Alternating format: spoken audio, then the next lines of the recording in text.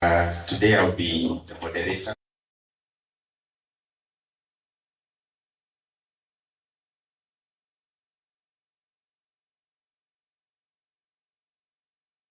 Now, I don't know, I don't know how to mention that, but the second name, Tanchao, Alex.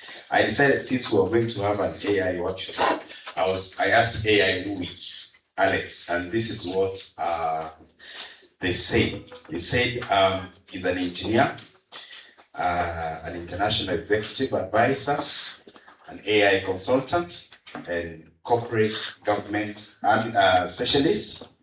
He's an international advisor through Catalyst and in supporting organizations in strengthening institutional capacity and adopting emerging technologies.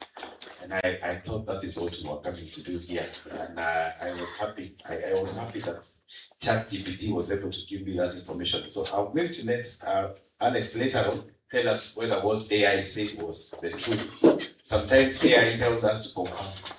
So he's going to confirm for us whether that is who he is. But I think that is, when we look at the program, that is basically what we're coming to do. He's an advisor of organizations through Catalyst. And this particular time, it's especially about AI, which we are all very interested to know about. I want to ask the members who are here to just briefly, very briefly, say who they are. They are just as a way of putting ice a bit. Tell us your name and which department you're from or what you do in the university, so that Alex knows who he's dealing with by the end of the day. Let's start. Right. Good morning, everyone. My name is Dr. Edna Top. I'm the COD Computer Science. Good morning. My name is Rose Jakinda. I teach Physical Education and Sports, Department of Education. Morning. My name is Washuka Mary. I am the Department of Education. I teach early childhood development and education. Good morning, everyone. I'm Lynette Mutua, Department of Education, ECBE section. Good morning. I'm Dr. Madi, Department of Education Management. Professor Chris Murithi, Educational Psychology in the Department of Education. Terry Wanjiko, Administrator under the Environmental Studies. Good morning. Dr. Wera, Department of Education. I teach Early Childhood and Development Examination Coordinator. Good morning, everyone. I'm Dr. Noel Baka, the Department of Education, do curriculum development and instruction. Good morning, everyone. My name is Michael Wanyango, Master Students in Tourism Management from the Faculty of Good morning, everyone. I'm Faith Asilini from the Department of Environmental Studies, a master's student.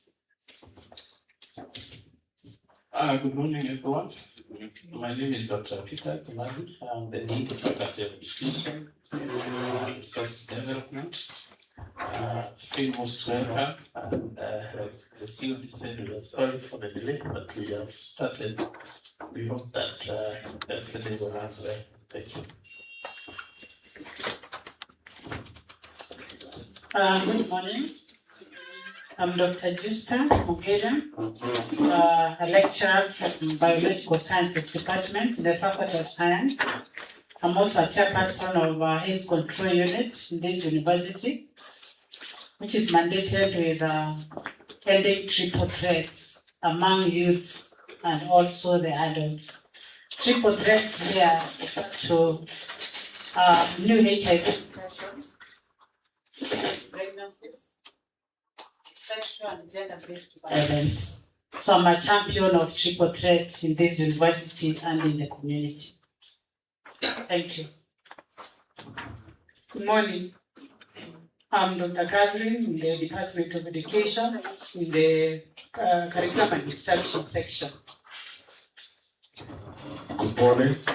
I'm Dr. Evans Mutuma from the Department of Environment and Resource Development. Thank you. Good morning.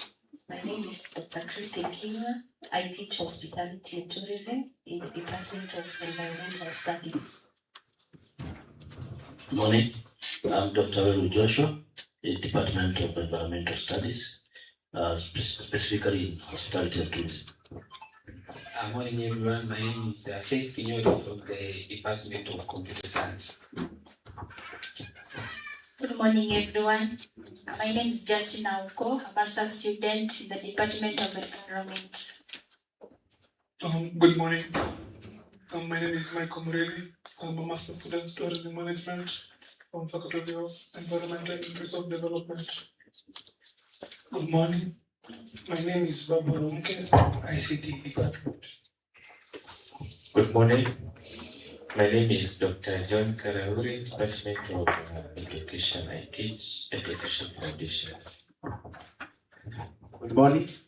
I'm Lenny Muriuki. I'm a senior lecturer of tourism management and a program leader tourism. I teach issues of travel distribution system and supply chain. So I'm a major beneficiary of this training and very enthusiastic to learn. Thank you. I'm called Dogembe John, a senior lecturer in the Department of Education, teaching education of communication and technology. So AI appears to be my area of concern. Also, I'm the director in charge of undergraduate studies. Thank you.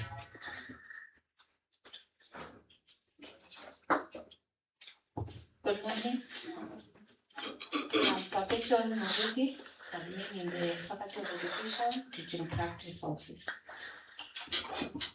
Good morning. Emmanuel Ngeno, a student in the Faculty of Education. Good morning, everybody. I'm Kiplagat Marshall from the Faculty of Education. Thank you very much, everybody. I've seen that Alex was very keen listening to what he was saying. I want to, when I look at our program, by this time we're supposed to be having a group photograph and a health break. But since the VC has not arrived, I was thinking if you'd be kind enough, we can do the next session as we wait for him to come and open officially, so that we have the survey debrief and training frame from Professor, and then we can pick from there. Meanwhile, I think if what AI said was not correct, he's going to take the opportunity and tell us the truth, if there is more truth to who he is. Thank you very much. I'll give him, I don't know whether you work from here or from here. Maybe you decide.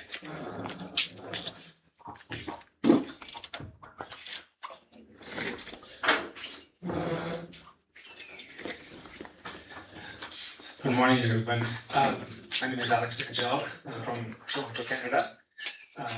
The description that the professor provided via ChatGPT or whatever source it was fairly accurate. In fact, I don't think there was anything that was inaccurate in that. There are some things that, there are a couple of things I can tell you that were not there, which may or may not be relevant, but I'll say it just so that you get to know me a bit better. I spent about 22 years of my career at one of the two big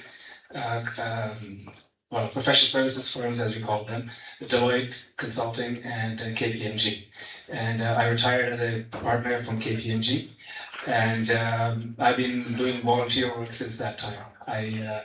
So I don't really work anymore. I work for a paycheck, that is.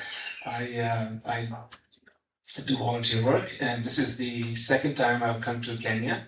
Last year I was here and I taught at the Masai Mara University. I taught AI here as well.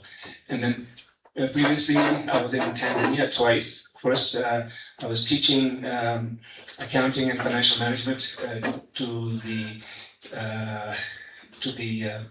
employees of the member firms of Tanzania Association of Tour Operators, TATO. And then the second time I came, I was teaching AI at the Institute of Accounting, Arusha. So I've been here at least, well, this is the fourth time in East Africa. I've been to Ghana twice, again through Catalyst as an advisor, and I also taught at Agricultural Transformation Institute in Addis Ababa in Ethiopia. So I'm glad to be here. I'm really looking forward to sharing my ideas and learning from you guys as well at the same time. And yeah, I think let's get started. And I'm really pleased at the large number of people who have shown up here. All of you are very successful in your own right, in your own domains. And so I'm sure I've learned something from you guys as well. And I hope I can impart some knowledge that is going to help, that AI is going to help you in basically doing what you're doing, do it faster, do it, have a higher quality output, better efficiency, lower cost. And when I say cost, I mean in terms of time more than anything else. Just one thing I want to clarify. You may have heard about AI taking jobs away and all that, and that's a concern everywhere I go. And people ask me, will AI take away my job? And my answer is no, AI will not take away your job, but the person who's next to you, who knows AI, may take away your job. So the idea is that AI is just a tool. It has lots of strength and it has some weaknesses as well, which we are going to discover later, or which we're going to explore later on. The whole idea is not to get cognitively lazy, but to actually use AI as your second brain to help you with your first brain, the real brain, right? So use it as a tool, use it as a thinking partner, use it as a critic, a constructive critic. Because quite often, as you said, it will agree with everything you asked for it, pretty much, because it is designed to please you. It is truly is designed to please and to keep you engaged and to keep you kind of satisfied. But that can lead to artificial sense of confidence and trust, and we have to be very careful that we don't fall into that trap. So every time we use AI, we have to keep that in the back of our mind that it's a tool. It's a tool that is designed for anybody in the world. It really is designed for humanity. But if each and every one of us are individuals, and we all have our own preferences, likes, dislikes, attributes, etc. So we have to make sure that when this tool is helping us, it is taking into consideration what we want, where we're coming from, what are our goals, and so on. So unless you specify those, it's going to give you generic answers. Is the bottom line.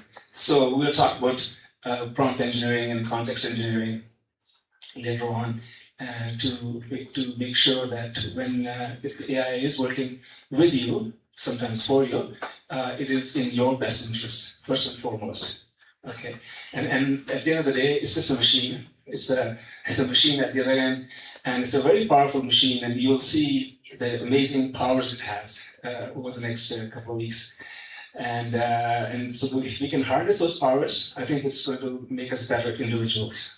And at the individual level, and then collectively at the societal level. So AI has lots of promises, but there are some downsides as well, and we just need to be cognizant of those and make sure we don't fall into that trap. So I will leave it at that, and I'll just continue on. Thank you very much again for having me over. I'm pleased to see the turnout, and it's great, and hopefully I'll get to know you all better by the end of the second week. Thank you. Thank you so much, Professor Alex, for that introduction. And I think it is inspiring that AI, the ChatGPT, can give collect information about somebody. I think next thing we need to do is to search ourselves and see whether we'll get the correct description of who we are. I'm thinking quickly, now that the VC is engaged in an online meeting and we don't know how long it will take, we can go to an item that was there, the survey debrief and training framing, so that Professor can take us through that as we wait for him. This is understanding participants' AI needs and expectations. And before we, as we are preparing for this training, Professor wrote out a survey which was supposed to give him an idea of what we need, particularly for the AI.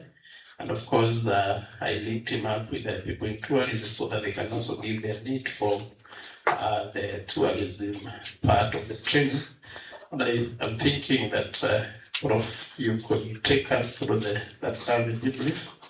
As we wait for the VC, we'll be checking whether he's ready so that he can officially open the training. But it's also important for us to be doing something so that we're not idle. Thank you so much.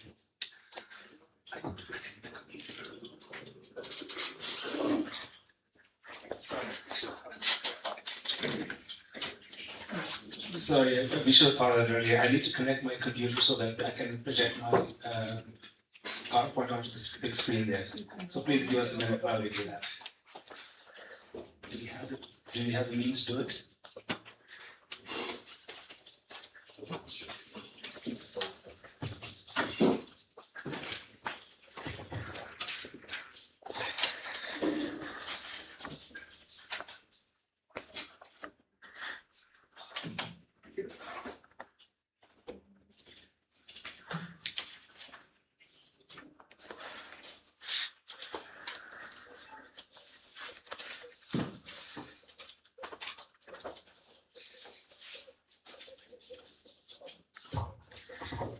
As we connect, maybe I would request Prof. Dr. Edna to just give us a brief of what artificial intelligence is, and maybe she could take up our expectations, and I think that would be good for us so that we are not just sitting down. Kindly, Dr. Edna.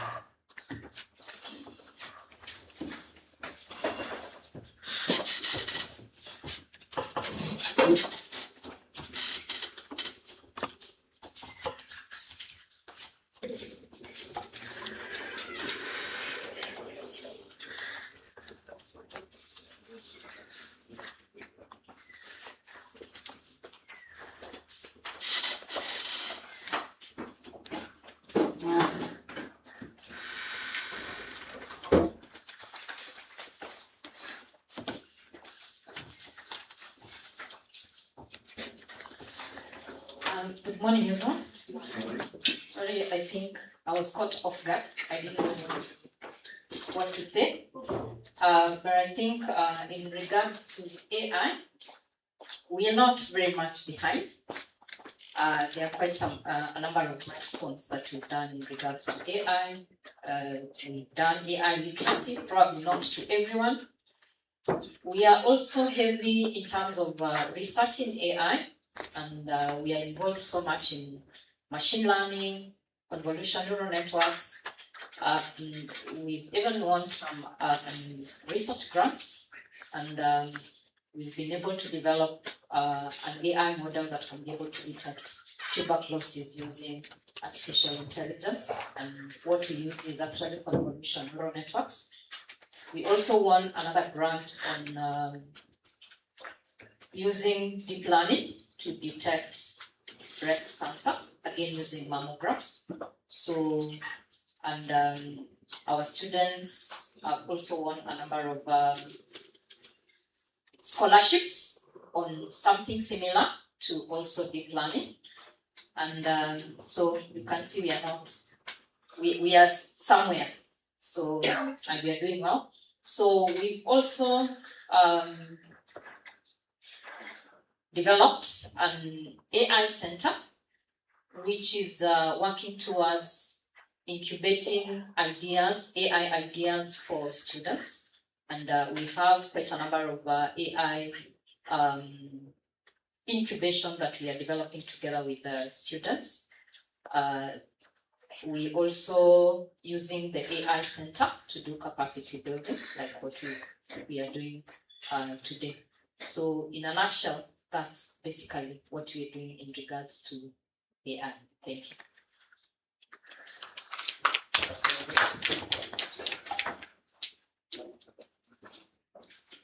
Thank you, Dr. Edna, for that brief that is telling us where we are. I don't know whether my colleagues from education, my colleagues from Faculty of Environmental Studies, I don't know whether we are to par with that. But I know from the survey that Professor Alex did, we made some contributions, and apparently these contributions will be able to send lights to the survey debrief that he's about to give us. And of course, once we are there, then we can also probably, through a moderator, give us some more expectations, which will, in a way, be able to improve or nourish our expected discussion with Professor Alex here. Professor is quite experienced in AI information, is a consultant.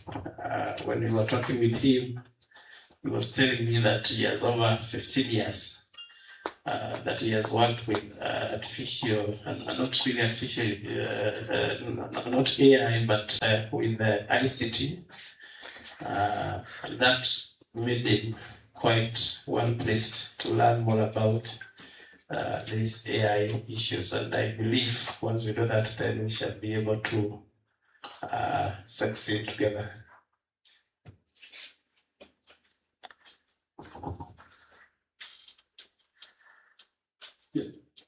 We said, thank you. We are not yet, I can see. Okay, Dean, as we wait, I think what's Dr. Edna said is a lot about the ICT department. Most of us who are seated here are still at the very basic level. A lot of the language they use, we are mainly from the Department of Education. We are teacher trainers basically, and the people who are in the Faculty of the Environment. And a few of us from the ICT department might be much more advanced in terms of their knowledge of AI. So that might not really represent what a lot of us are still scratching the surface where that is concerned. But we are all eager to dive in and learn. I'm just wondering whether, as this is prepared, whether somebody else wants to share what their expectations for today, tomorrow, and the day after. What is it you're really looking forward to? Maybe Professor might want to hear that. Somebody open. Anybody who wants to share what they, yeah.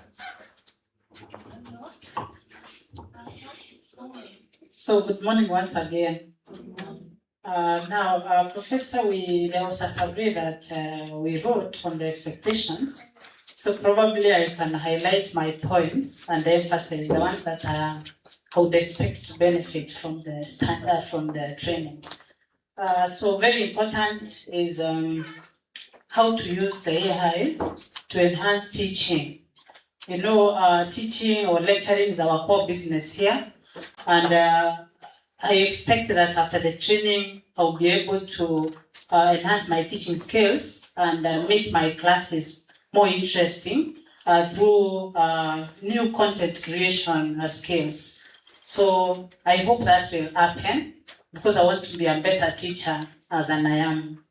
Secondly, as lecturers, we also are tasked with the duty of setting exams, setting marking schemes, and that one we do oftenly. So it will be really good for us to know how to quickly do that without using a lot of time and a lot of energy, as is done traditionally. I also talked about being in a unit, which is a health control unit, that deals with a triple threat. Triple threats are challenges that face especially the young people in the age of 19 to 24 years, where a majority of our students fall. So the triple threats are basically new HIV infections. And you know, Professor, this disease has no cure even at the moment. We just manage it. And it's currently, the cases are going up. Also, the teenage pregnancies in young people, and especially the youths who are our major customers in the university. And sexual and gender-based violence, which is very common in the community, in our youth, and also in our society as adults. So I would be interested to know how I can create content to make that information spread quickly, especially on measures of prevention measures, so that the threats can go down as expected by our council, which is the National Systemic Disease Control Council. Thank you very much. Those are the most critical expectations that I have for this training. Thank you. Meanwhile, I'll be sharing the program. I don't know whether we have a a way we can, I don't know who we can send to the program because we don't have a common group. Because I did some of the questions. I will send to the people, and they already have it, the people in. Oh, you have it? I think if you look at the program, a lot of our concerns are pretty well. Even in our group, in our group here, the program, I'm sure you can be able to do that too. Yeah, that's pretty well taken care of. I'm sure by the end of everything, looks like we are set now. Maybe what else I could give an opportunity to somebody in environmental studies, maybe on well here to say something before we can get to that. Somebody, please. Yeah. Thank you, and Dr. Mwenda in education. For us in environment, very excited to meet you, Provide. We have interacted previously online as we've been arranging for this meeting. So we are very excited to have you today and very expectant, especially as we are moving to the second week of training, which will be very specific to our area. I think most of our concerns you already raised, so we are sure they are covered. Yeah. Thank you. Thank you very much.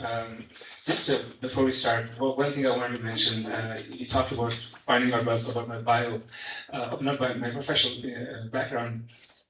It wasn't really ChatGPT, because ChatGPT, it basically scours the internet and grabs all the information and then sort of puts it in this big brain of its so that it can be regurgitated easily.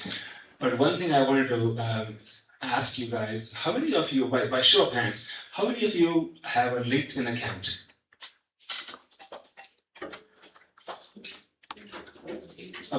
Okay, so maybe less than a quarter, let's say 20% or so, maybe 30%. I would strongly encourage you to get a LinkedIn account. It's free, it doesn't cost you anything. If you want to be known for your again, at the professional level, this is not a social media. I call it a social media for the business. I strongly urge you to get an account because it is a very powerful tool to learn and to network. And like I said, it's free, so it doesn't cost you anything except time to set it up, which is pretty straightforward. And essentially, what you're doing is you're putting your professional history online, whether it's education or accomplishments or work experience, etc. And the beauty of this thing is that the old saying, networking is everything. Well, this is a professional network, and people can easily discover you. They can discover who you are. They can discover who you are, what your background is, how they can collaborate with you, reach out to you for advice, as the case may be. But really, it's a great tool to have, and so I would strongly encourage you to put yourself on the LinkedIn network. So let's start. As we mentioned, when we first got the request for this course, the first thing I always do is try to understand the audience. And by that I mean I want to understand where you're at in terms of your knowledge about the subject and where you want to be. What are your pain points? I would like to know a little bit about your demographics in terms of, what age group are you in? I'm not interested in the age, but the age group, just so that I understand how many are, let's say, over 40 versus under 25, because those two groups, or various groups, have different affinity towards technology and experience with AI and technology in general. So that helps me figure out how to create the content, or what depth and breadth to create the content so that for you it keeps coming out somehow.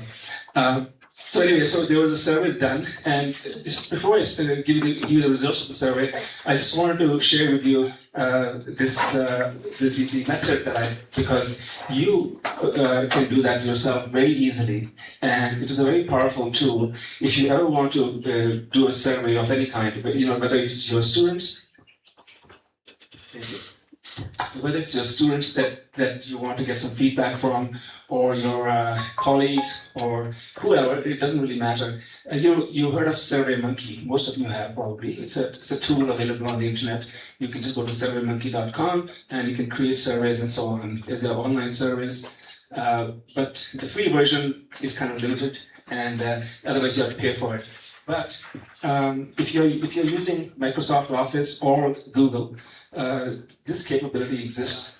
There's something called Google Forms or Microsoft Forms, I think it's called. I use Google, so I'm more versed in that. You basically, and this is what I do and I have done in the past.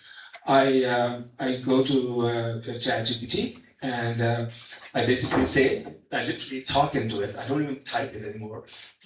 I say I want to create a survey and I want to ask for this, this, and this, and this. So it could be your name, your email, your age grouping, and then for that I can specify. It's like a drop down list box, so you don't have to put the number there. You can say, oh, I'm in between 25 and 35 years of age, or 36 to 45, and so on and so forth. Anyway, the point is you can create a form very easily. You can create a link for that form and send it out to people. People will get it, they click on it, the survey is right there, they fill it out, and then once it's all done, it automatically aggregates the data and produces all the results from the survey. So very powerful tool.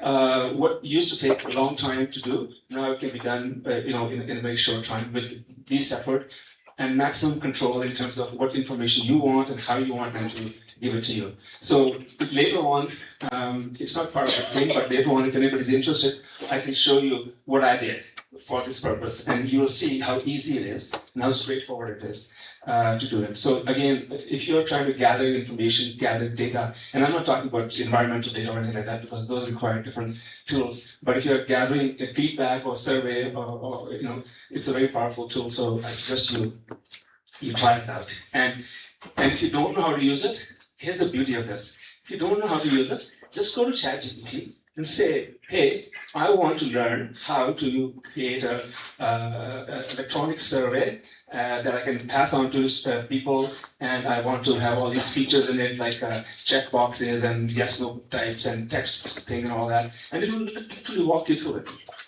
So if you have never done it, you don't know anything about it, not to worry. This is where AI technologies are very powerful, because they help you learn things very easily in like almost zero friction manner. And the fact that it's all there for you for free is a bonus.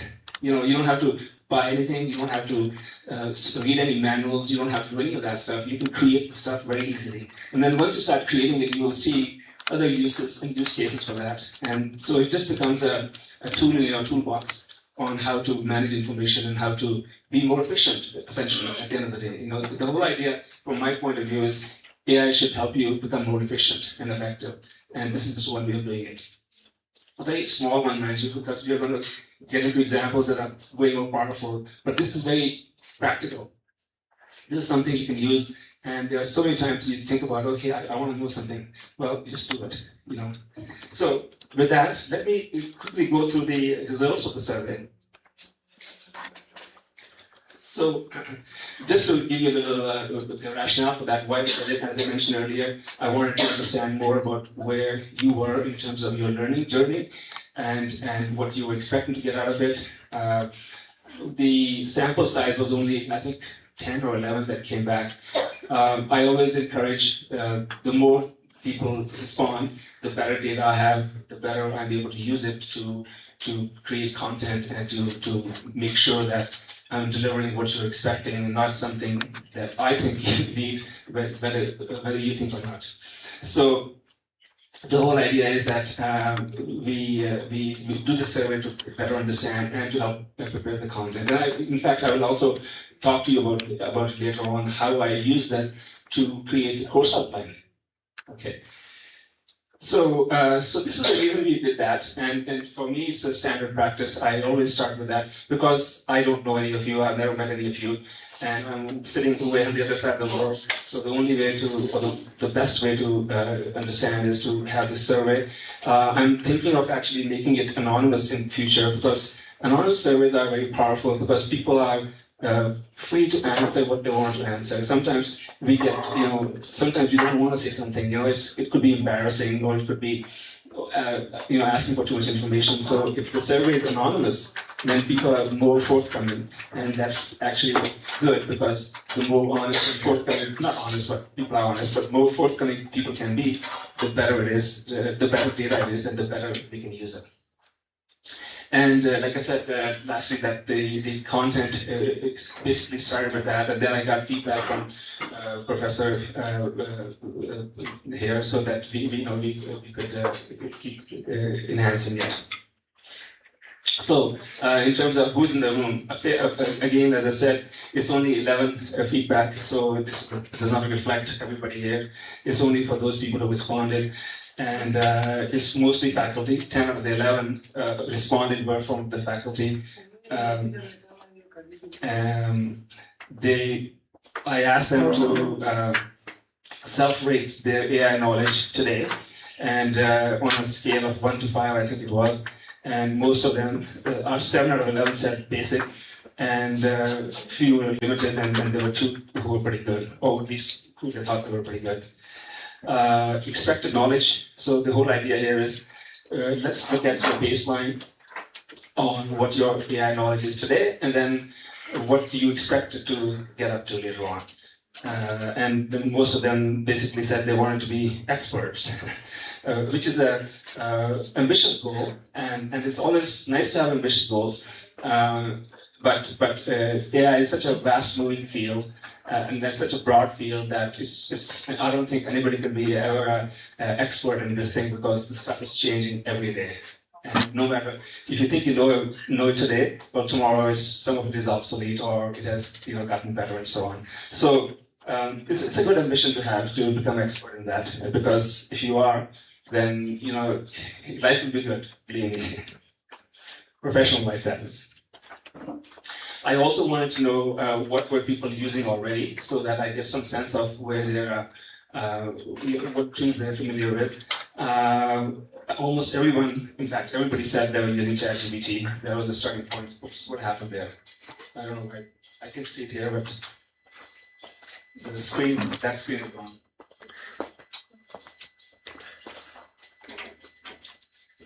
I'll just talk because you don't really need any pictures there, but I'll just talk. So everybody said ChatGPT. Okay, network error.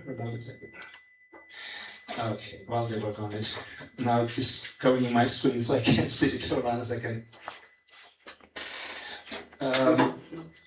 3 out of 11 people said they were using Gemini. I can't read this, so I'll just continue talking. What I wanted to say was we are all familiar with the 4 big ones, meaning ChatGPT, Gemini, Claude, and what's the other one? ChatGPT, Claude. I'm losing my. All I'm trying to say is there are so many of them. There are about over 600 large language models. So these are called LLMs, and there are over 600 of them. We are only familiar with the 4. And the truth be told that LLMs, while the LLMs that come out of the United States, namely ChatGPT and Claude, they are very powerful and they kind of everywhere. There are other tools, other large language models that are equally as powerful. Thank you. That are equally as powerful, and they cost less. In fact, quite often on my phone, actually, I have about 5 of them, and I have 3 that are paid versions, and the rest are free versions. I don't use them all the time, but there are times when I can, for example, use DeepSeek. It's a Chinese LLM. It's been around for quite some time now. If I have some general questions I want to ask, I ask it, and it gives me beautiful, wonderful answers. It is amazing what it can do. right? So all I'm trying to say here is that while we only focus on the top 3 or 4, there's lots more that are out there, and they're always coming up every day. The most powerful AI tools that are coming out now are actually coming out of China. So they have Kimi 3, Quen, GPM or GMP or something like that. Anyway, they're very powerful. They're almost as good as the ones that you find in Claude and ChatGPT. And they're open source models, so there's things you can do with it. So if you're technically involved in that, you can actually do all kinds of things with these large language models to help you tweak it and make it work for yourself better. And there's a slide later on that talks about the comparison of these things. Why would you use one or the other? My recommendation is not to try to not to spend your time or waste your time trying to learn all of them, because there's no point. You don't want to waste your time. Pick 1 or 2 at most and run with those. There's one tool, and it's actually part of Google's Gemini. It's called Gemini Notebook. It used to be called Notebook LM until recently, and they changed the name to Gemini Notebook. It is probably the most powerful tool that's out there. Again, it is available both in free and paid versions, and I'm actually going to spend a fair amount of time talking about the Google's Gemini Notebook and how you can do it, how you can use it in your research, in your content creation, in your curriculum planning, or what have you. And the reason it is so powerful is it is what's called source grounded. So when we use AI and ask a question, it's basically looking at what is the most likely answer, and it's going to give you that answer. But that is often generic in nature. It is not specific to your requirements or to your context. And what Gemini Notebook does is it allows you to create your own context window, it's called, right? And in that, you can put stuff in there that you trust, that you believe in, that you understand, or maybe, well, you don't have to understand, but at least you think it's not fake. You think it's relevant to your purpose. You can put it in there, and then it will help you figure out things based on that, rather than having any generic answers. So it actually, I'm going to jump ahead here for a second, but you may have heard of the term called hallucination. All large language models have this problem. It's called hallucination, where they are telling you things which are not true. But they say it with such a confidence that and it sounds so good, and you say, oh, this is fantastic. But sometimes you have to challenge that, right? So when you use a tool like a notebook, I still keep calling it Notebook LM because that was the old name. But when you use the Gemini as tool, the probability of hallucination comes down significantly. Now, of course, it's not down to 0, but it is way, way less. And that's the main point. Oh, so continuing on, in terms of what you told us you need, most of the requirements, I guess, came from the research and academia support, 7 out of 11. And again, the examples that were given were literature review, data analysis, research supervision, etc. We're going to discuss all of these things over the next 2 weeks or so. Teaching and content creation was number 2. I guess all the folks from the Faculty of Education answered that. And so, as a result of this survey, the primary focus during week 1 at least is going to be those 2 bullets there. Of course, we'll touch upon other themes as well, but those are the key focal points for the first week. We also, one of the questions was, what are the things about AI that concern you, right? And the data privacy was the top concern. 7 out of 11 basically said that data privacy is of utmost importance, and technical complexity was really number 2, very close behind. And I guess that shows that the knowledge base about AI is kind of, average, let's say, and then it needs to go higher up on the scale. So that's why people think it's technically complex. Yes, there are some complexities, but believe me, there are tools to help you learn, and as a result, the complexity goes away. And that's the beauty of this thing. people talk about a loss of human touch. I really don't know what that means. I guess it just means that if you are perhaps if you are a teacher or a professor, if you are going to offer this course in a classroom environment, you can see people's faces and expressions and so on. But if you are offering this course online, then the human touch is gone. You are not you're not talking to them one on one. You are talking to them asynchronously, and that's a different environment. The other one was job displacement fears, but surprisingly it was low.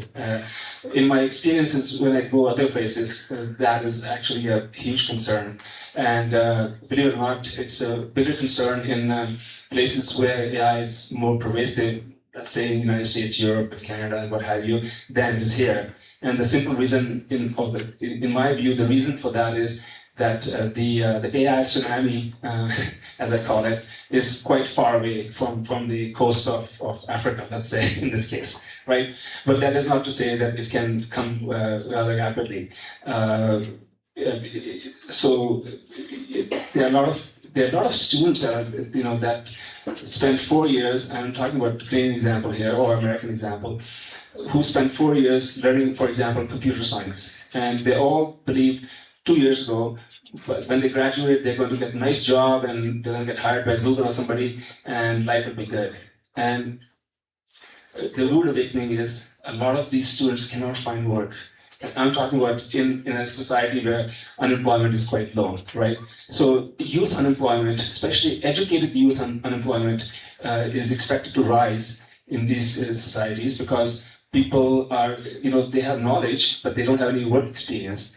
And if you're going to get an entry-level job, employers don't need to train you. They basically say, well, why should I train you when I can train the AI to do that? To do that work for me. So as a result, that is a huge concern.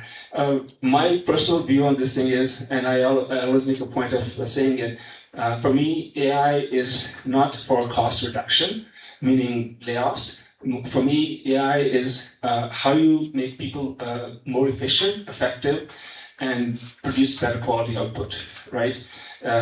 So how do you help them become better humans rather than making them obsolete? So that's my goal. And so whenever I frame the benefits of AI, and I think that's the way that most people should look at it, as glass half full, not half empty, because then you can take that mindset and make it work for you rather than working against you or not working with it.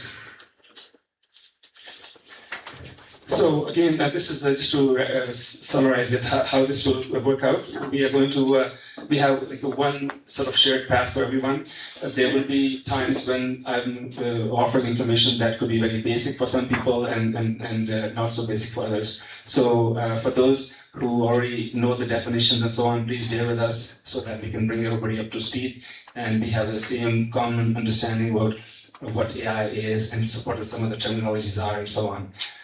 We're going to do as much as possible practice. I'm a strong believer that you learn more by doing than by watching. I could come here and stand here and sort of talk about things and so on, and while they seem interesting and you think you learn something, but when you go home or when you go back to your office, you try it, it's not the same. But if you come here with your laptop computer, for example, and while I'm demonstrating to you, you're actually able to follow me, at the same time. Your muscle memory is going to be much stronger, and you'll learn better. So watch for a whole bunch of demos. I will focus on theory, but at the same time, I want to show you how that theory applies in your day-to-day work. Right. So we will use use cases when you do some research. So, for example, the triple threat, something that I was not aware of, and it's a subject that is not very common, I assume. We are going to see how we can use AI to help us learn more about triple threat. Anything and everything about it. Okay, as much as we want to. So that's just one example. Next week we're going to hopefully be doing the same for the tourism sector and so on.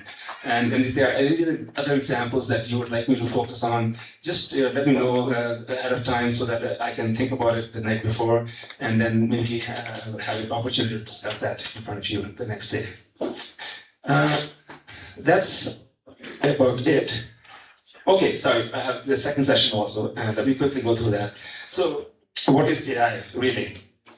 It is nothing more than software that has been trained on data that existed on the internet since the time it has been digitized. So any document, even though it could have been written 500 years ago, if it has been digitized, that means very likely it is used to train the large language model. So the content of that document is very likely in the big large language model that's there.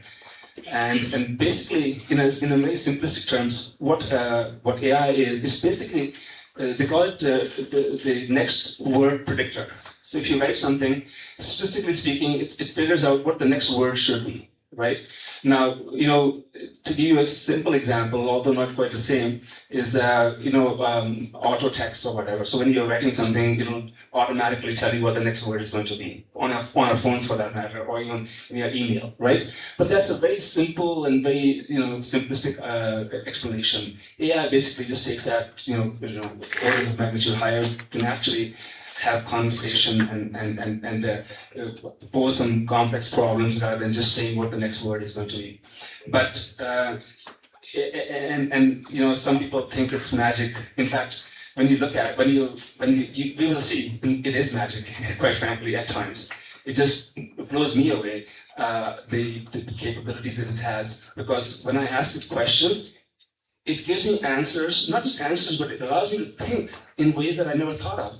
It will actually tell me, hey, have you considered that? And I'm thinking, oh, I never did. So that's the power of this thing. It's going to make you a better thinker and better communicator, for that matter. And the last one, I guess it's just a simple example that we are using it already. So it's nothing new, but nothing new in the sense that it's been around, but at a much smaller level. And now the scales have gotten much bigger. Brief history.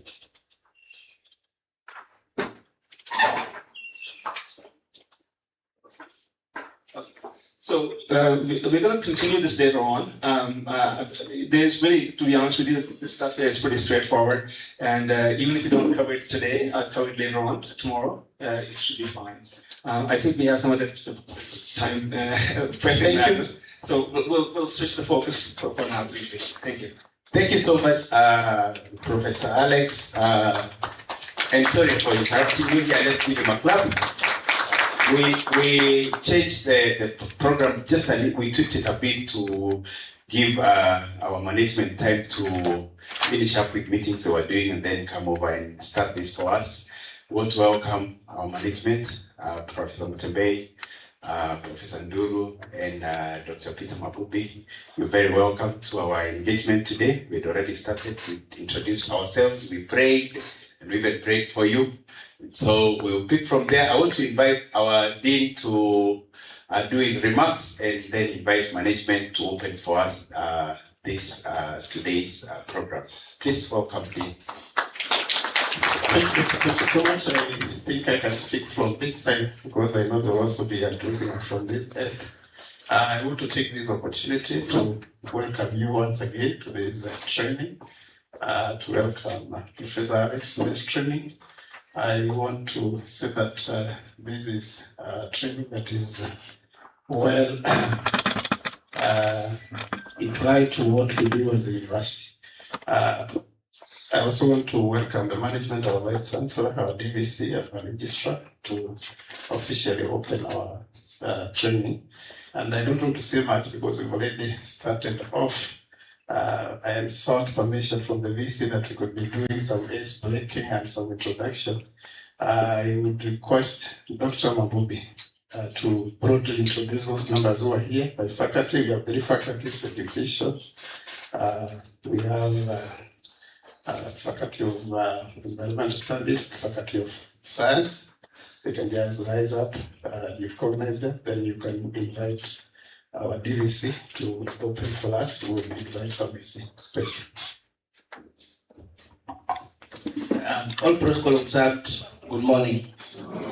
I'm happy to be here today, and the introduction are not AI driven. The various schools that have been asked to do themselves just stand per faculty, UM, and you proceed. That's what you say. You should have done that already. Can I see you doing that? Members of education, wait and sit down. Environmental science, you can do the same. And I think we have a faculty of science. Thank you so much. Yeah, thank you so much for the introductions. I'm humbled to be here. I've listened to Professor Alex for just a minute, and I'm impressed. You see speakers and how easy they are as they present. Then you know they understand their stuff. Number two, I appreciate the fact that we are going through this as a university. Being key players in the knowledge industry, we cannot avoid AI. It's not possible. We cannot avoid AI. It's not possible. And they normally say, if you're not averse to change, if you're not supporting the change, like the industry, AI is the next frontier of production of knowledge and simplification of service and activities that we need to do. So as members in the knowledge industry, we cannot avoid AI. We need to embrace it. We need to be ready for it, and we need to utilize it in our daily activities and in our delivery of knowledge, in our transfer of knowledge, and other activities that will relate to what we are doing as members of the knowledge industry. And without much ado, I want to take this opportunity to humbly welcome the Deputy Vice Chancellor, Academic Secretary and Affairs, Professor Nduru, who will then invite our Vice Chancellor. Can you give him a clap of speakers? Prof comes in, where Professor came to my office the morning during cutting the corn, and he was asking me about the AI strategy of the university. Dr. Ednat Thor, he's the one in charge of AI in the university. You can answer that question first and give an overview of our strategy. Then the Prof can come in. Yeah.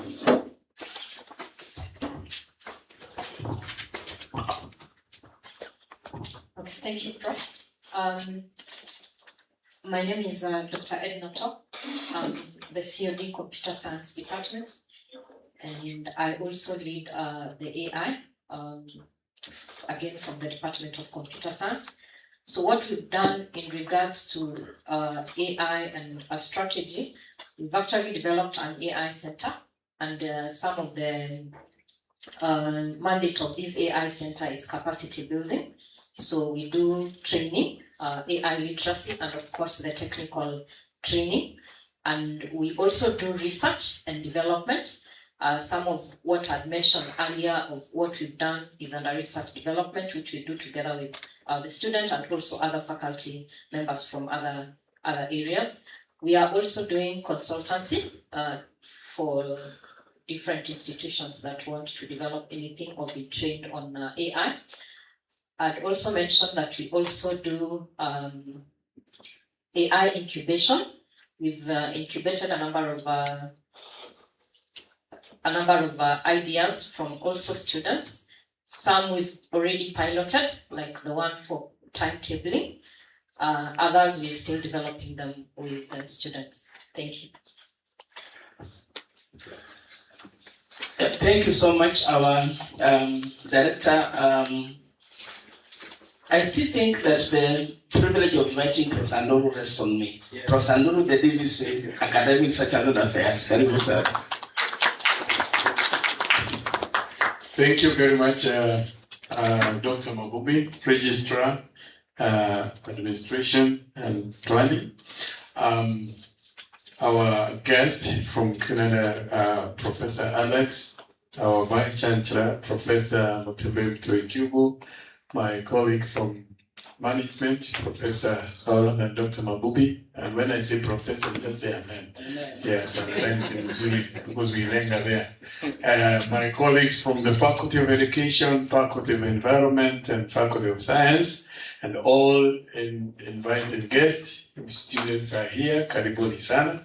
I want to greet you. Good morning. Good morning. I praise God who has kept me alive this way, and I am grateful to see you, that we have been gathered here by grace that we may learn one of a very important technology, AI techniques, or other technology, is a technology whose time has come.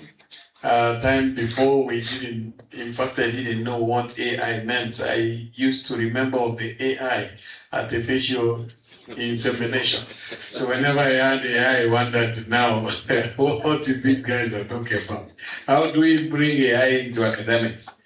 But now that we have a VC who is a vet, I thought it is now going that direction. In fact, sometimes he talked about it in management, and I thought he is talking from his specialization as a vet. But Kumbe, he is talking about something that is overbearing. Today, I think I have some significant competency and some prowess in applying AI, in that I can do a few things here. I can check my students kidogo. But it is because somebody somewhere became very concerned.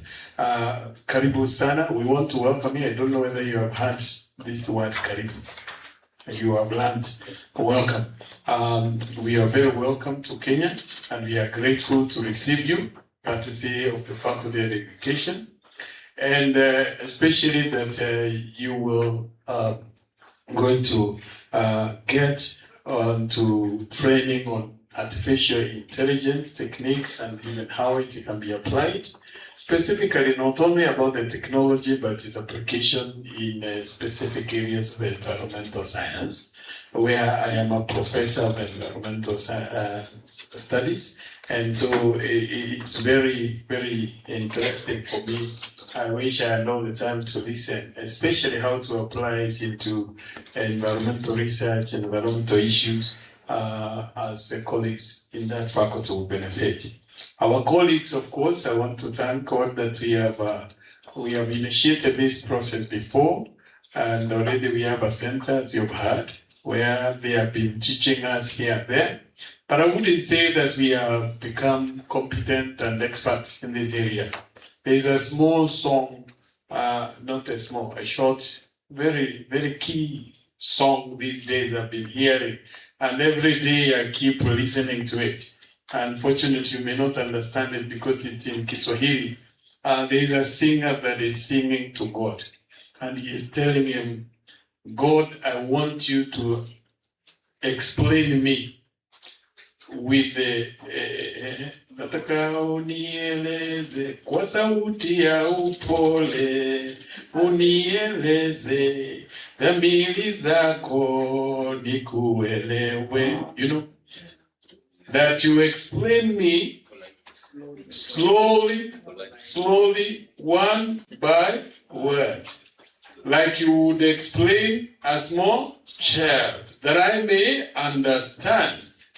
You know, and I think what I've listened today, Alex, Professor Alex, you are actually trying to follow that song, explaining in detail, defining here and there.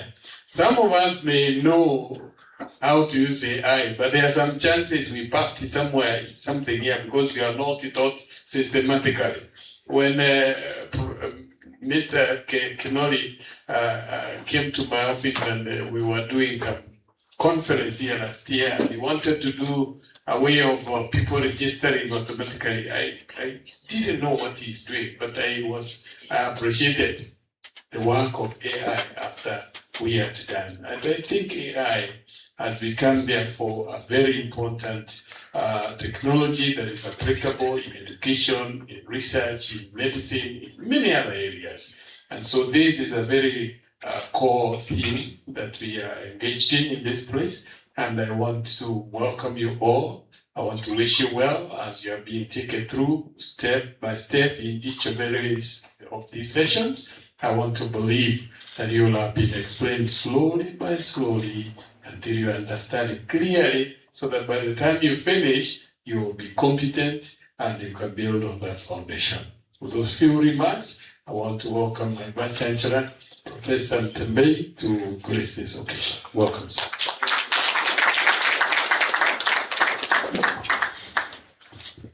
Thank you, DVC. I've been told that live streaming is seeing us from the back.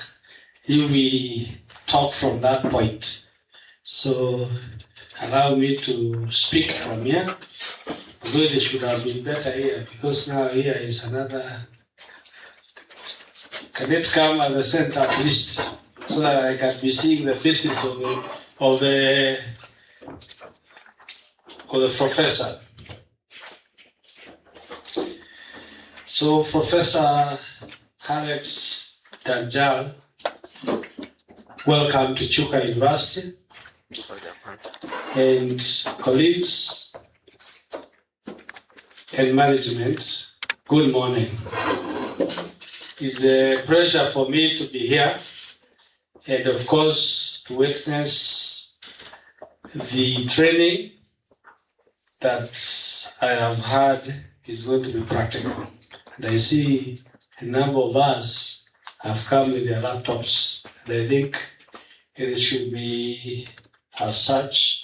So I am impressed, at least the three faculties, especially education, is the one that I've seen here. It is very heavily represented, followed by environment.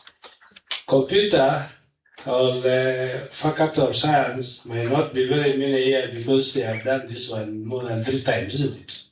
So, but it's a big thing that I see here. And when I look at that program, it is faculty specific. It's very heavy in tourism, but it is also touching, and I hope it will also be deeper in education, how AI is applicable in the education sector, which is very good. Because Professor, AI is not a new thing here in Chuka. So a number of us have been exposed to AI, like I told you in the office. But we have not reached now the evolution of AI. Faculty specific devolution of AI. So I see this one, Dean, this is a good one. You decided to devolve it to the faculty, especially education and environment. And it is very, very extra devolved to the hospitality department of the environmental science, which is, I see, right here at the group. This is very, very, very almost teaching you how to use AI in that sector, subsector. This is very good. So my thing first is to appreciate the organizers of this event. It was heavily between Professor Jafford, who is he has not attended, and he's Professor Jafford Leda and Professor Kimathi. They are the main architects who decided their faculties should be able to be exposed to AI, and I appreciate that. Professor Alex Danza, I don't want to call you Alex because Alex is supposed to be, when we meet there, Henry Alex, but here you are here as a professor, and therefore we also appreciate your coming here and the patience that you have. 2 weeks of training. Every day, Alex is not a small feat, isn't it? So he is investing a lot of his energy. And therefore, can we appreciate him? Fourth, we don't take it for granted. Chuka also, we like to hear from international perspective. One of the strategy you didn't ask me is also the strategy of internationalization. And we have been doing this strategy or executing this strategy through summer schools. Professor, the Dean Education, came and told me they are mounting a summer school. That means it is a school outside the normal active calendar of the university. And therefore, this is very encouraging to see my colleagues also conducting a summer school. And it becomes then an international summer school because the facilitator is an international consultant. So we should also be feeling very proud. We have a consultant from Canada, and he has been doing some work here and there. He did it in Masai Mara, as he told me. And this is a good thing. So I would like one thing before I proceed. The professionals who are here, and they are the ones who have been driving our AI center. I can see Edna there, I can see Saif, where are you? You can stand. Just be upstanding. Anybody else here? I talked to Prof when he was in my office. I told him, within these 2 weeks, you guys should have a small meeting so that you learn from each other. One of the things that you can learn is actually how to devolve AI now. You stop calling us as a mix of faculties. You can do it at faculty level. All right? Isn't it, colleagues? Yes. At faculty level, I would even see modules that are, because Edna here is a consultant, among the consultants for QUE, on how to use AI tools to catch those who want to cheat exams. So these are other things. We would also like to see modular, specific modules that will empower these lecturers here to even detect AI within the reports they get from students. That is how we need to progress, and therefore have a meeting and see how you can be able to use your skills, enhance your skills, so that you can move our AI strategy to fortify it for application today and application in future. You can have a seat. So I want to actually commend the fact that these 2 weeks are also stratified. We had a very serious discussion with Professor there. And I said, let us stratify it so that at least people in education cannot be the 2 weeks talking about tourism. It might be too much for them, isn't it? But if you are AI teaching practice, now you can have, that is what I'm saying, even all those other things in preparing teaching schedules, isn't it? That's another area you can, because a tool, AI is a tool. It should be able to facilitate you in your day-to-day work. And I also talked to him and told him, sometimes AI releases trash.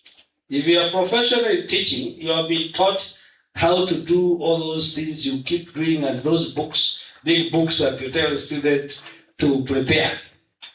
You might query AI, and then AI is giving you things you're not used to, isn't it?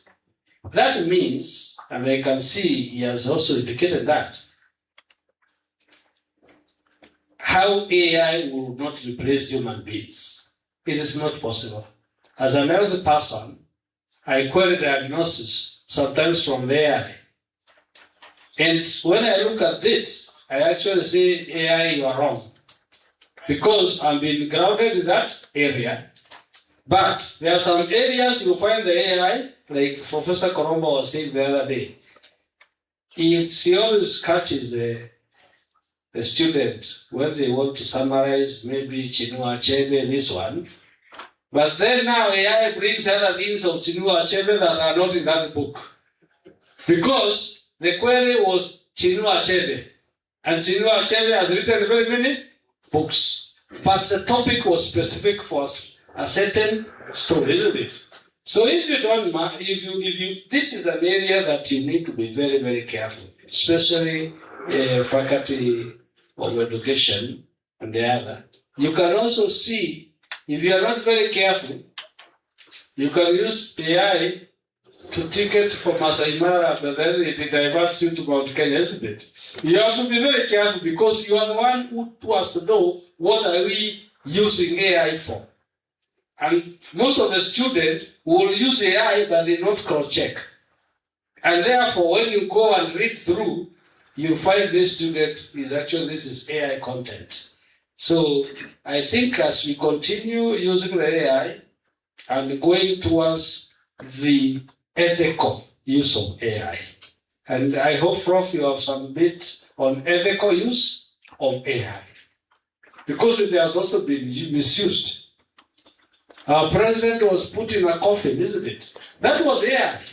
You have seen all statues of Dedan Kemal, they wake up from the statue and they start walking. It's still AI. But some people might not even think that way. They think that Dedan Kemal has woken up and gone, isn't it? Those are some of the things that we interrogate. And I am happy that we continue to advance our AI. Those of you who don't know, the first seminars of AI were funded by the DAD. The DAD and the Faculty of Science, that is why maybe there are few here because they have done that one again. They have done two good seminars, isn't it? Under the scholarship of the German Foundation. So, Prof, I think one of the areas that I would like you to interface with our colleagues is access to international funding, research, and so you can form a consortium with Prof there and the colleagues from Canada that you can be able to become the consultants in AI so that you cross-fertilize the skills between yourself and the institution that Prof serves. And then he asked me a question, which I think I can say here, because he asked me about the strategy, and the strategy, and you have exactly said what I told him. Prof, isn't it? Yeah. I think you saw it is, I was aware of the strategy, but two, he asked another question. How will the AI Center help the university in terms of revenue generation? Since we are speaking SAIF, how will it do it? But here SAIF have on the scale so that we can start answering the question. Prof, I did not answer that question. Let some of the people also speak here. SAIF, what is the plan of revenue generation from AI Center? Thank you, Prof. We have a few, a couple. One of them is we have a section for consultants where we have experts in the area of AI, and then we have different consultancy areas. We've got business, we've got education, we've got all other areas where this will be able to drive some revenue because of the consultancy aspect. We also have a research section, or R&D, research and development, where we want to attract more grants because we want to do bigger projects, like Dr. Edna said, that we already have a few grants which are running, but we want to attract more, we want to do more. We also want to have things like, want to partner with the people like NVIDIA and the rest who can be able to bring us infrastructure, for example. Data centers are important, so we really want to have a good data center, which can be a revenue generating activity also. And AI is massive on data center, and we do have quite a lot to do here. We tackle some of the things on that data center that the university is trying to do. For example, put solar panels at the university, which will be able to generate power because, of course, data centers are heavy on power. So we are covered on that, and that's areas we're going to do. Also, we do have piloting projects with our students who we want to make them, or we want to empower them come up with different startups, AI startups, software startups, which will be able also to generate revenue also for them and also for the university, among many other strategies. Thank you, Prof. Thank you. You have left one that we discussed with him very well about short courses. You can be a center in this region that will be learning not for degrees. You said that when, isn't it from D? Not for degrees, but a month or 2 months. And I told him, SIDAM is doing it, but it is upon you guys to come up with curriculums. And that is why I'm looking at this curriculum, and they said, it's a curriculum that even if you are delivering, you can co-deliver even with the prof, even virtually when he's away that side. So, Professor, I want to welcome you to work with our colleagues who are professionals in that area. Edna has a PhD in this area from China. She did it in China. So I would love all of us, and don't leave any faculty behind. Even in education, they can be retooled and also become consultant in AI. Because AI is not faculty specific. Prof here, he gave me his history in the AI. He is very competent now to deal with the tourism, and he is not in the tourism sector. So if he can do it, what about you, Mutuma and the others? You can do it. That is what I'm challenging you. Everybody needs to have keen interest in AI. And you can find a consultant who is a computer trained and a consultant in education working together. I have had triple threats, and I've seen our champion of triple threats in this university just stand up so that I can. This is our champion of triple threats. So be empowered in the AI to be able to advance the triple threat in this university, Tharaka Nithi County, and Kenya branch. And therefore, you'll be able to get all the information, the data you want, very quickly using the AI. That is what I wanted to say. Prof, I see an opportunity of working together. That is what I want to preach here. Let us take the advantage of the skills from the other side of the world and this side, and then identify. In fact, my dream is one day the AI center should not be closed, should not be a Chuka University silo. It should be a center where anybody from any university or the country at large can be able to come, incubate the youngsters, the young minds, and finally we develop something that Prof is also is aware of. Professor, you are aware of Skylab in Denmark? Yes. I was there. That lab it has even Africans who come there to pitch. I would like to see a pitching center in that place. Of course, you are doing it a bit, but can we have any crazy idea from student in education, a faculty in education, as a crazy idea, and he wants the AI people to facilitate him to deliver a solution to a Kenyan problem or a global problem. That is the AI I would like to see in that one. The university has invested heavily in that center. Isn't it for Duru? Yes. And we had to convince the council. And we had to come and pick these guys all the way to, it was in my version, so that you can take them through the AI so that they can be with us. Isn't it, Dr. Mauvi?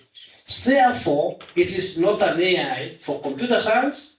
It is not an AI for a faculty. It is an AI where once these people have been exposed now, specifically, be curious. Try to put your own small things there. Then you start seeing some things. Then perfect that art.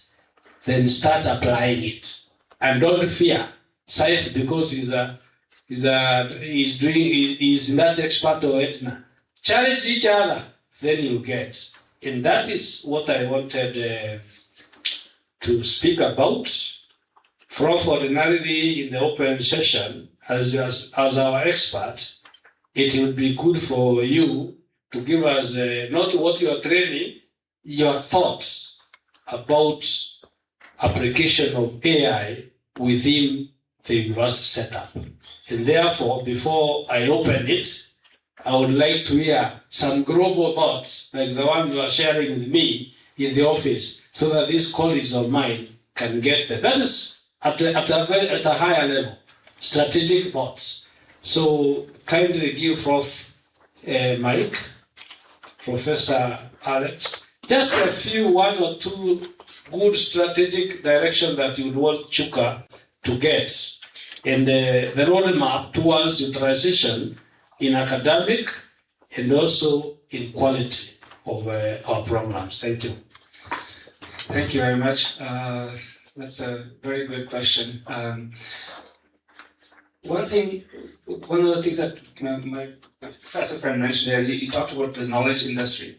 And one of the things that I always talk about when I'm talking to people from your domain is that, what business are you in, right? And then usually the answer is, well, we're not in business, we are an institution of higher education. And then I say to them, okay, well, you have customers, i.e. the students who pay the fees. You have a finance department, you have an HR department, you have your governance committee, you have your suppliers, i.e. the teachers and so on, the resources and so why is it not a business? So then they say, yeah, you're right. Because you also have financial, right? You have to balance your books as much as possible. You have funders and so on and so forth.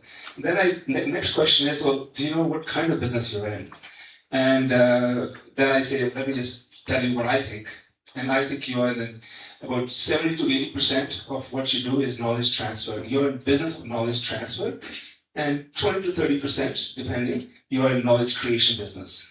That is really the two areas of focus. That's the nature of the business. Now, the 70% knowledge transfer business is going to undergo massive transformation since the beginning of time, really, because it was always about teacher, professor, clergy, who have you, lawyers and whatnot, because of their knowledge and so on. That was all up here, and as a result, they were able to have a certain sort of infrastructure around them.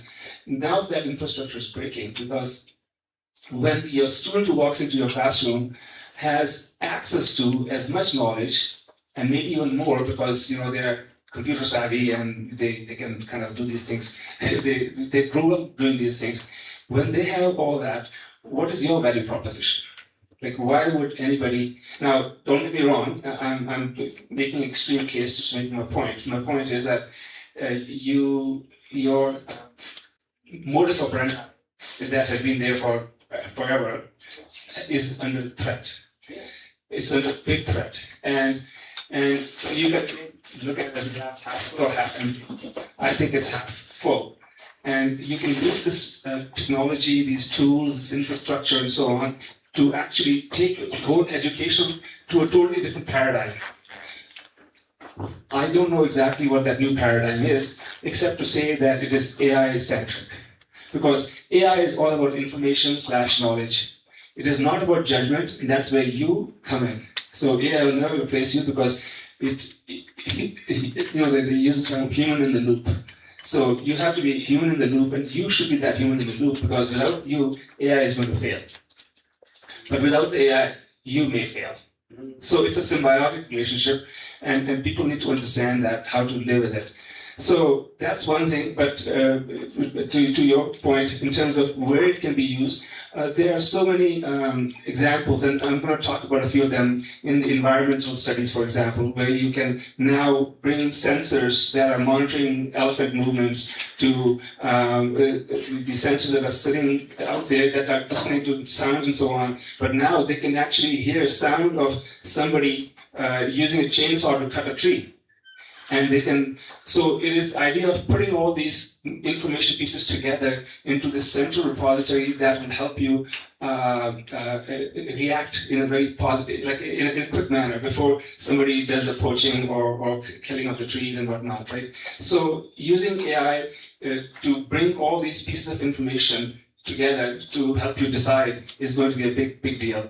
The last one is, and it's already known, AlphaFold is an AI-generated DNA model that has everything, every human DNA has been categorized and so on. It is open. It is Google put it out there so that the world can use it to create new drugs, to create, to diagnose diseases and so on and so forth. So I think AI has some wonderful opportunities for humanity if we use it properly. At the same time, AI can be really nasty and it can cause havoc and cause all kinds of problems. This one thing I want to mention here that everybody's concerned about is the plagiarism and all that. The good news is that as of August 2nd, Claude implemented what is called C2PA. It's a mechanism by which any output that comes from Claude will have an invisible electronic watermark that cannot be removed. Now think about that one. So basically, and it's an EU law that basically says we want transparency, and the idea was, to not have deep fakes, as you talked about, right? Well, they have gone one step further. So now every output that comes from Claude, and by the way, the others are also going to follow suit. I think they already are actually, and they're applying this technology which is infallible. So if you can't go there and copy paste it and think, okay, well, now the machine language is gone or whatever. No, the signal is built into the words themselves and so on. So the good news is that going forward, any content that is generated by any of these large language models will have a fingerprint on it, like a DNA on it, literally, right? And as a result, you can trace back to the fact that it's AI generated, or you can trace back to the original author of that thing. So this whole idea of free for all and take somebody's intellectual property and so on, it's going to come to, it's been going on right now, but it's going to come to a halt or at least slow down that.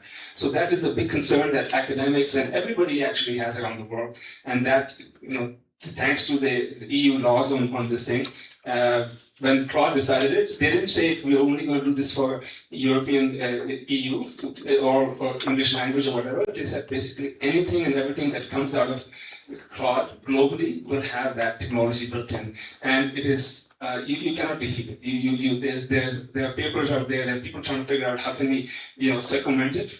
So far, none of that there. And even if they do, I'm sure Claude will come up with something else. So just my 2 thoughts on that. Thank you. Can we clap for him? In summary, he has said AI needs to take our business into another paradigm shift. Isn't it? Teachers, walimu wa walimu, you also need to have a paradigm shift. I am not seeing the old guards. You needed Jagaro and the others here. Before they retire, they should transform themselves using the AI, isn't it? Can you kindly bring these old guards also? Ndio wasianze kusema wachana na AI, sisi tulikuweko before. If you don't learn the AI will mess you, isn't it? That's what he has finished with. Because the youngsters are already in AI. 2, you have to look at yourself as a business. He said many of us have not been thinking that way. Students are our customers, isn't it? We compete for these students with others. Therefore, you have to transform your teaching capabilities towards the requirement of today. And who can take you there faster? It is AI. That is what he has said. He has also said you can learn some good projects, like the one that he has mentioned about sensors and something like that. Therefore, I'm encouraging all of us here. And I want to encourage you based on what we are doing on a daily basis. All of you are reading from our website. We are announcing new projects on daily basis. True or false? And what you need to know, most of them are being funded by European Union. Chuka is amongst, we are announcing them on daily basis. There was a big project called Octopus, isn't it?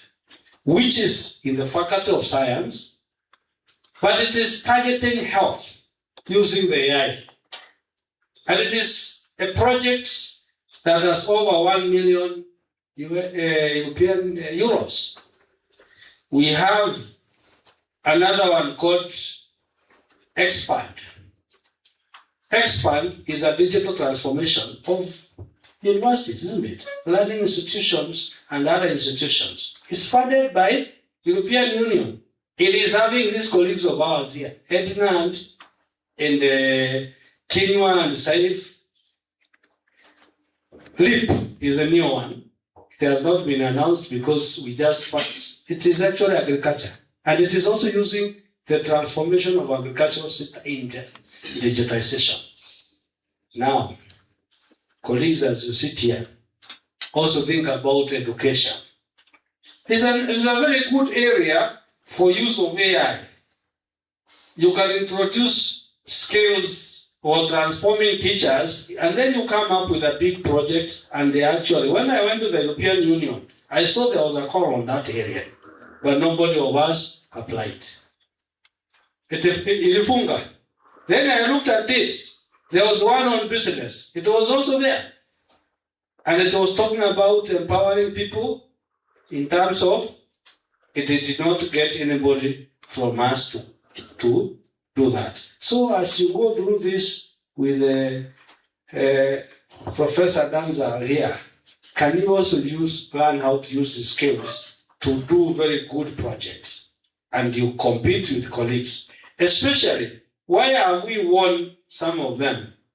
We won Octopus because of having a CIDAM center here. We became the coordinator of the Africans, 7 countries, because we had a CIDAM. Digitization, I'm sure, because we have an AI center, they were attracted. We did not become the coordinator. We are the coordinator? No.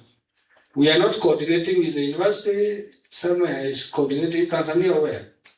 Yeah, so let us have these advantages. When you write your CV from today, can you be saying, I am an AI? I can apply my AI what? Skills. Can you also go to class as an AI expert? That is what will transform all of us. And kindly be checking the grants that are being floated. We are doing very well. On a daily, every week, I'm hearing there's a grant, including some of the people who thought they will never win a grant. Like Josiah, and they won, isn't it? Can we clap for them? So, Professor, I want to motivate you. Entangle with us here a little bit. It's usual training is a two-way, isn't it? I heard you saying it's two-way, and it is to work practically. But I am very, very, very encouraged to find that our walimu wetu, they can find a whole week. Please pay your attention and don't go away. Stay here the entire 5 days completely and be curious, ask questions, interrogate, and leave this door when you're empowered in terms of AI. Can we agree on that? Now, these are our colleagues from environment and tourism. Stay here the 2 weeks so that now you can transit towards teaching people how to do e-ticketing and everything using AI. Please pay the attention. We have invested in you to stay here throughout. Isn't it, Prof? We have, and we want you to take that advantage. Ask him as many questions as possible. He is staying at Roland's. If you have something, you can also discuss with him. Kidogo mwongee about a project. I didn't say other issues. I am saying partnership is built both officially and unofficially, meaning you can side chat him even outside here and say, I have this idea. How do I develop it to become a fundable project? That is what I'm saying. This is how we build partnerships. When we move around in Denmark, I consulted 2 people and it is giving fruits. We shall be giving our agriculture students interns in Denmark. Is that not a good thing? Because I isolated the person. We went there and then I told him, I have this and this. He told me there are farms here that are looking for students to go to Denmark. And then I inserted some others and a new project will be coming. As usual, on how to take staff to go and see what I was seeing, isn't it? That is transformation and that is what he's talking about. So with all those very, very remarks, I felt I needed to come here. Of course, I have not been allowed, so my volume of papers, I requested Prof. Let me clear this a little bit. This staff might be saying things are stuck in my office. And I thought I should come here. We encourage each other. We give ourselves energy. Professor, re-energize yourself and become the youthful days when we were. Because we are age mates. We did the same level.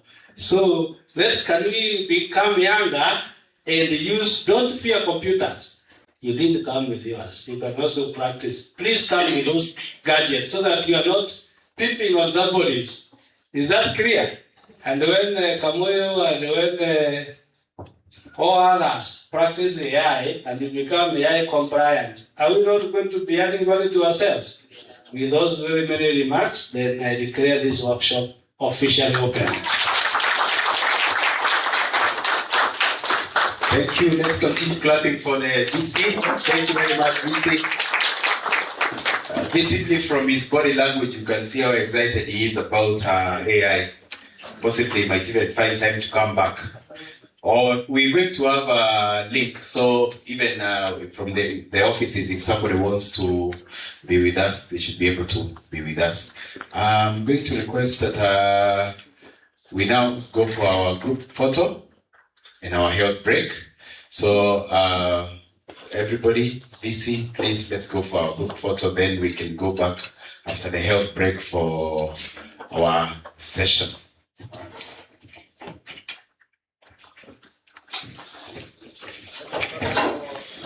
Sign the attendant, please.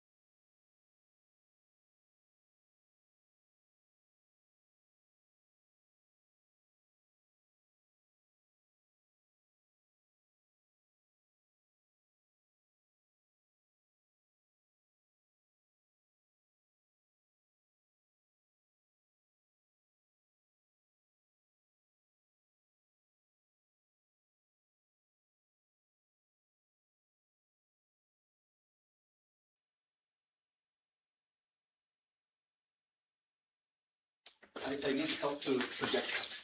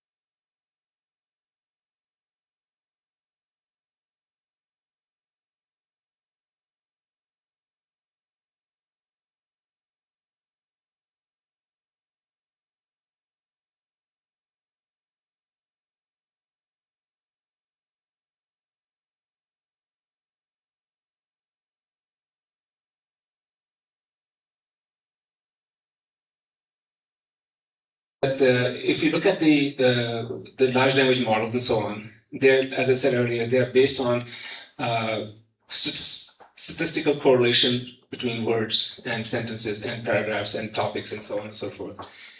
What generative AI can do is, based on that, it can produce something different. It is not something new. It is based on whatever is already there. So if there's a piece of information that the AI or the large language model has never been exposed to, and you ask it that, it's going to say, I don't know, because my memory, there's no such thing in my memory, so I cannot tell you what it is, right?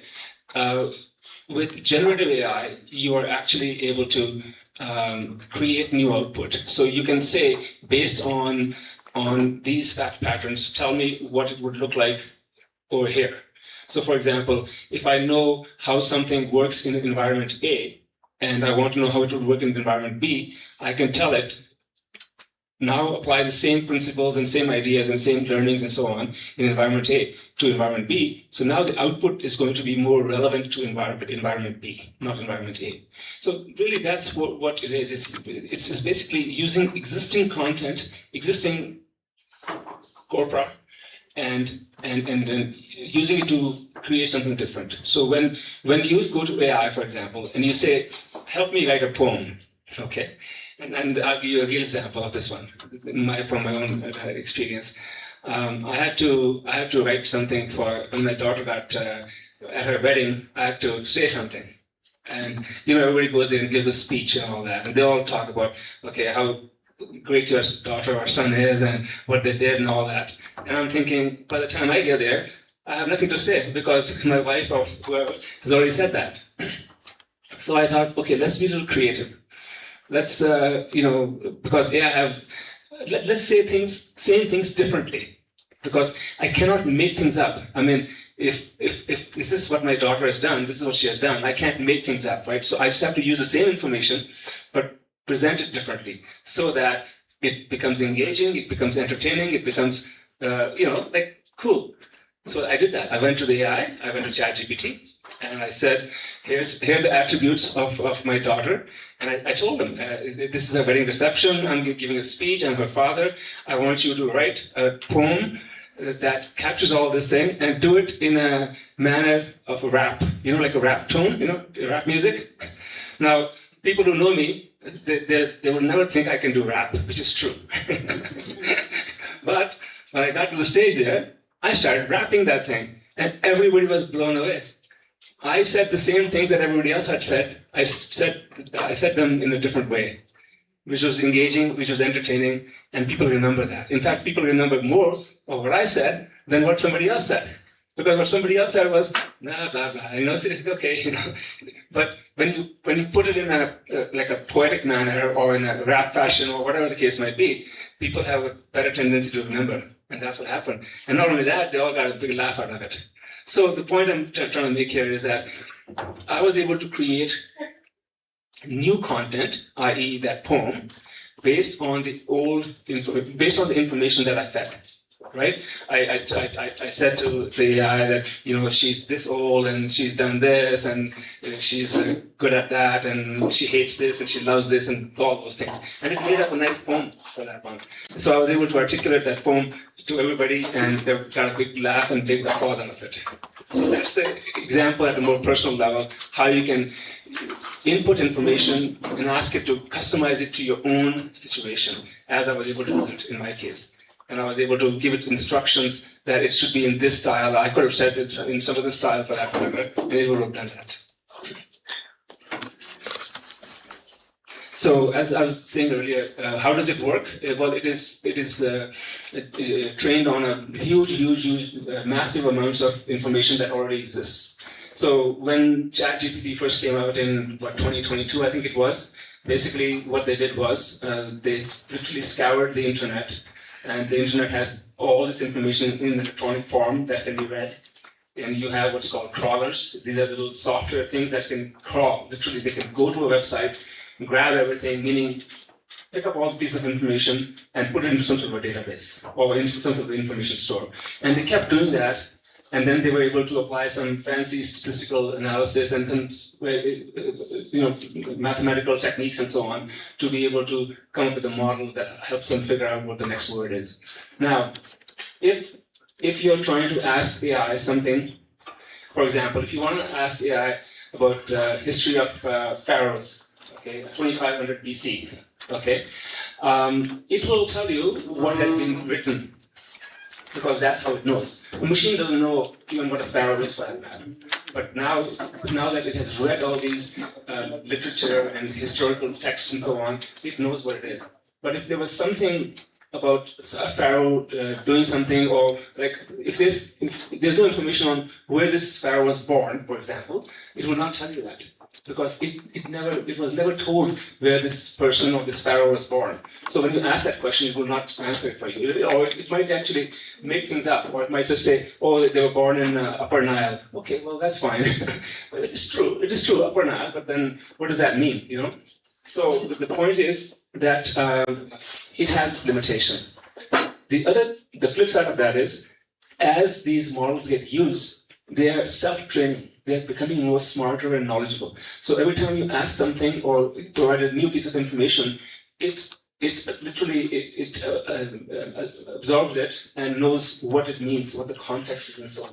So all these models become smarter, which is why sometimes you've heard people talk about, will the AI use my data to train the model? Right? I'm sure you've heard of that. Because if you take a proprietary information, if you take something, let's say a paper that you've written that was never published, because if it was published, that means they got it. But if it was never published, and you say, "Oh no, wait a second, I don't want to use AI on that because whether it's OpenAI or Claude or whoever, Perplexity, they will use my information to train their model or to make their model smart." That is true. So for that reason, when it comes to protecting your intellectual property, never put that information in AI as is to get answers and so on, because it is possible, and I say possible because I'll explain to you in a second, it could be used to train the model. Now that happens in almost every case if you're using a free model. Okay, so that is a difference between using a free version of ChatGPT or Claude or Gemini or what have you versus a paid version. In paid version, any information that you put in there never gets used to train the model. In other words, you don't have to worry about your information being leaked onto the internet and everybody else having access to that, or anybody else having access to that. So that's where it's important that you know that or remember that, because if it's free, there's an old saying, it's called, if it's free, then you're the product. Have you heard of that before? So if it's anything that's free, that means somebody's using you. Whether you know it or not, whether you like it or not, that is a fact. So, if it's a free Facebook page, well, guess what? Zuckerberg and company are using all that information to create ads for you, to sell you this, sell you that, and so on. You think it's free. It's not free, right? So just keep that in mind. And then what happens in this case is, in the case of generative AI, is every time you ask a question, it literally it starts from the beginning and starts to think and answer the same thing. So it does the same thing over and over again. So if I was to go and ask a question, and you were to go and ask a question, it's not going to take my answer and give it to you. It's going to run my query, my question, come up with an answer. It's going to do the same thing for you, but the answers may not be identical. And the reason being, again, it works on statistics, it works on mathematics, it works on probability of words being correct and so on. So if there's one word that has, let's say, 5 associations to that, it may have picked association number 1 to explain to me the relationship between those two. But then it may have picked up association number 3 to give you the answer, which is why our answers will be similar but not identical. They are similar because it is using the concept of the correlation, but they are not identical simply because when it picked my answer, it did 1 of 5 options for that word, and for you it did another option for that word. So that's why you will rarely get identical answers. No, it can happen sometimes because depending on the subject and the topic and so on and so forth. So it's not, the point here is not retrieving anything from the database. It is actually generating it on the fly. And that's one of the reasons these things are very computation intensive, because it has to run the same query again. Same every time somebody asks a question, like, it just runs the same query over and over again. It doesn't give you my answer or somebody else's, or give me somebody else's answer. So we've been talking about large language models, which are all text-based, meaning you enter text and you get a response, output in text also, right? You key in some words and you get the answer in the written form as well. That is just the early part of it. They have what's called now diffusion models. And diffusion models basically work beyond text. They can work on images. They can work on audio. They can work on computer software code and so on. Software code, one could argue, is text also, but it's a different kind of text. It's a structured text that has a logic into it and so on. So the point is that as AI advances, it is taking more and more images and audio. I'll give you an example of audio text large language model. There are scientists out there who are studying dolphins and how they communicate with each other. Now, when dolphins are communicating with each other, we have no idea because we don't understand their language. All we know is there's some sort of sound and all that. But you can digitize that sound, and it has a mathematical representation. And if you keep enough of that, you end up creating a database of sorts that talks about these sounds and the patterns. So if they make this sound first and then they make the second one after that, you can understand the relationship between those two. It's no different than saying, if I want to use two words, hello, how are you? 3 words in this case. There's a relationship. I could just say hello and stop there, but it's a hello or hello, sir or ma'am, right? It's forming the relationship, and it knows if I say hello, sir, I'm talking to a male person. If I say hello, ma'am, I'm talking to a female person, right? Same thing, but except we have trained the large language model. Every time you say sir, sir means male, ma'am means female, or king means male, and queen means female, and so on. But we don't know what the audio is doing, so we train them on that data. We train them on that data, and eventually we have a better understanding of how they're communicating and what they're doing. Another good example I can tell you, which is more closer to what you see, X-rays. You go and get X-ray taken, and then there's a radiologist who's going to look at it and decide or tell you whether there's a fracture or whether there's something wrong with your skeleton and so on. Because X-rays are looking at the skeleton, they're not looking at the muscular part of the body.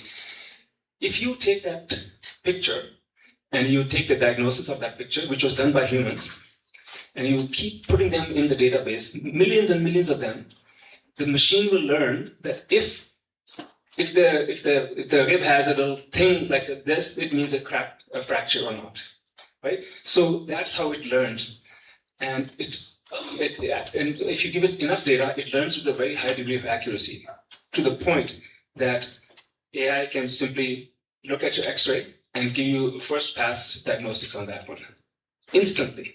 Whereas if the humans were to do it, they would look at it and they would apply their thinking. And again, if the radiologist is experienced, they might be able to do the diagnostics better or faster. And if they're not, they may be slow or inaccurate. The beauty of using a machine is the accuracy will always increase, and the speed obviously there, right? And that's not to say radiologists should lose their jobs or anything like that. I'm just using that point to show you how it can consume vast amounts of images and then be able to infer from those images what the diagnosis is. And then the last part is multimodal. For those of you who use ChatGPT, for example, I rarely try to type in nowadays because, typing in, first of all, I don't type fast. I type very slow. I'm not like some of the young folks here who can type, with both hands and like at the speed of light or whatever. But I can talk faster. So when I go on a ChatGPT or Claude or anything, I just click on that microphone button and just talk. And just say, and just say whatever comes to your mind, because it knows, if you say this and that, it will ignore all that stuff, right? And you can say more when you're just thinking like out loud versus writing it down, because when you write it down, your thought process is tied to the speed at which you write it down, or write it or key it in, right? Whereas if you're talking, your thought process can go much faster. So just speak into it and let it figure out what you're trying to do rather than typing into it, because typing it is going to take much longer. And then you'll be very careful and precise and all that. Just forget it. Just say it like it is, and it will figure it out. So that's the beauty of multimodals. Another example I'll give you is I have some stuff happening in my backyard, and there's stuff that I had grown, and there's some stuff that's weed and all that. I have no idea if this is a good plant or bad plant. What I do, I take a picture, and I say, what is this? How to take care of it? And etc. etc. And within seconds, it comes back and says, oh, this is so-and-so plant, and so on and so forth. Now, I also tell it, by the way, I'm at 44 degrees latitude, because the same plant at 10 degrees latitude might be different, right? But adding that piece of information makes it more accurate. And it tells me, okay, the climate in where you are is this, so the planting season starts here. Versus if you're trying to plant the same thing at 15 degrees latitude, it will have a different planting season, right? So that is the power of AI. And again, you can use it on a day-to-day basis where you're just trying to learn about something, and rather than either ignoring it or not knowing it, or taking the time to do it, you can simply take a picture and ask the question. I do that all the time. My swimming pool was really bad. I was trying to fix it because, the chemicals are imbalanced and there's algae and all that stuff. I would take a picture of that, and it'll say, okay, add this chemical, add that chemical, come back tomorrow, show me on the picture. I'll do that. It says, okay, it's looking better, blah, blah, blah. And within a week, I was able to do that. Otherwise, I would have to call somebody from the pool company who would come to my house and charge me $200 for the field visit, and just tell me, oh, okay, do this, and go away. And then that's it. I don't know if it's working or not working. This person could have told me something that was not the right answer. They could have told me to add this chemical versus that chemical, right? They just came, they charged me money, they walked away. Now it's up to me whether it works or not. With my ChatGPT, I was able to ask the same question and show the pictures of how the thing was changing. And I would also say, oh, by the way, it rained yesterday, because when it rains, it changes the water chemistry, right? So it keeps that into account. So, oh, it rained, and that's why the algae has grown or whatever, or not diminished as it should have been. Whereas I could not get those answers from a technician, from a pool technician who came to my house to do that. So again, simple stuff. You can use AI in your day-to-day life. What makes a model large? Large simply means how many pieces of information are contained in it. It's without getting too much into technicality. It works on vectors and so on. 2 years ago, a large model may have had, 1 billion parameters. That means it has 1 billion pieces of information in it that it can work in its memory to give you answers. If it's something that is not in that 1 billion, that means it will not give you the answer. It will say, oh, I don't know what you're talking about. It's like the example I gave you about the pharaoh's place of birth. If it doesn't know that, it's going to say no. What is happening is these models are getting bigger and bigger and bigger. So now, in fact, the biggest model right now is one from a Chinese lab. It has 1.5 trillion parameters. Okay, which means it's like saying, how much brain capacity you have. Well, I've got 1.5 trillion parameters capacity, which means I can work on things that are so wide in scope, right? Versus something small. Now, everybody wants a large language model because the larger it is, the more generic it is, the more people it can satisfy, and so on and so forth. There's also something called small language models. And small language models are models that are purpose-built for something specific. So for example, there are many languages in the continent of Africa. I don't know how many there are, but I'm going to say let's say there are 50 languages, right? There are probably 500, but let's say there are 50, with when you take into account the dialects and all that, and the local variations. So if you were to go to ChatGPT and ask questions about those languages, you will not get good answers. You will get answers, it might say, oh, this dialect, I've never even heard of it. I don't know, because I wasn't trained on it. But if, let's say, some country or some lab, somebody in Africa decides that they want to use AI on linguistics of African origin, they can create a small language model, which will be fed strictly on the data from those languages, the dialects, the words, the literature, everything. Now, you can ask questions that ChatGPT can answer, because ChatGPT did not have those 50 dialects and words and expressions and meanings and all that. Now it can. So really, small language models are very purpose-driven, purpose-built. They are also expensive to make because you have to train them with a lot of information. The problem is, the African languages, a lot of them are not codified, meaning they're spoken but not written, right? So now there's a problem. So how do you do that? So this is where, remember I said earlier about diffusion models and so on. So somebody is going to, and I'm sure they're working on it, somebody is basically just saying, okay, I don't know, for this language and this dialect, there's no written evidence available. Nobody ever wrote this because it's oral language. People just talk it, and even the people who talk don't write, right? And that happens all over the world, actually. I'm just using that as an example here because there are a lot of languages that are just spoken that nobody writes them because the alphabet may not exist for that, or they use different alphabet or whatever. So using voice to train the model, you can basically just, if somebody who speaks this dialect and there are only, let's say, 50 people left on the planet because it's a dying or extinct language, you can get these 50 people to just keep talking all the time, and it's going to create a small language model for that language, for that particular dialect of that language. So we think about it, that's pretty powerful, because if a language is dying, which means once these 50 or 500 people or whatever they are, once they pass away, the language will be gone. The language will become displayed because there was no written record of that, right? It's not like I wrote it down and somebody else can read it and learn from it. No, it was oral language. It was passed, verbally. Audio channel only.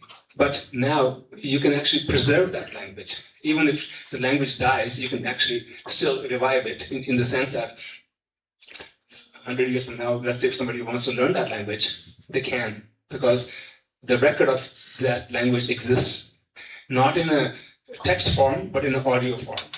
So that's the power of that.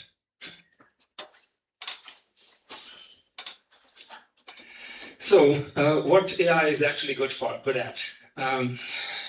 One thing I would caution you all is AI is a great tool.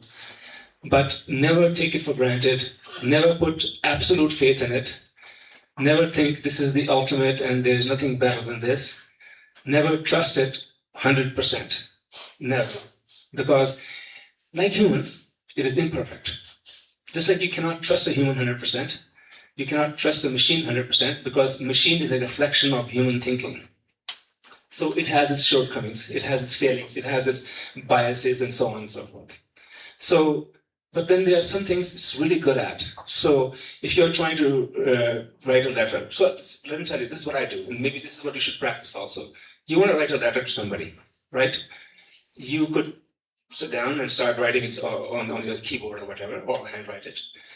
And then you write it, then you could go back and say, oh, no, this is not what I meant, and blah, blah, blah, all that. Or the tone is too strong, or it's all too soft. I want to be firm here. I want to tell them exactly how I feel, etc., etc.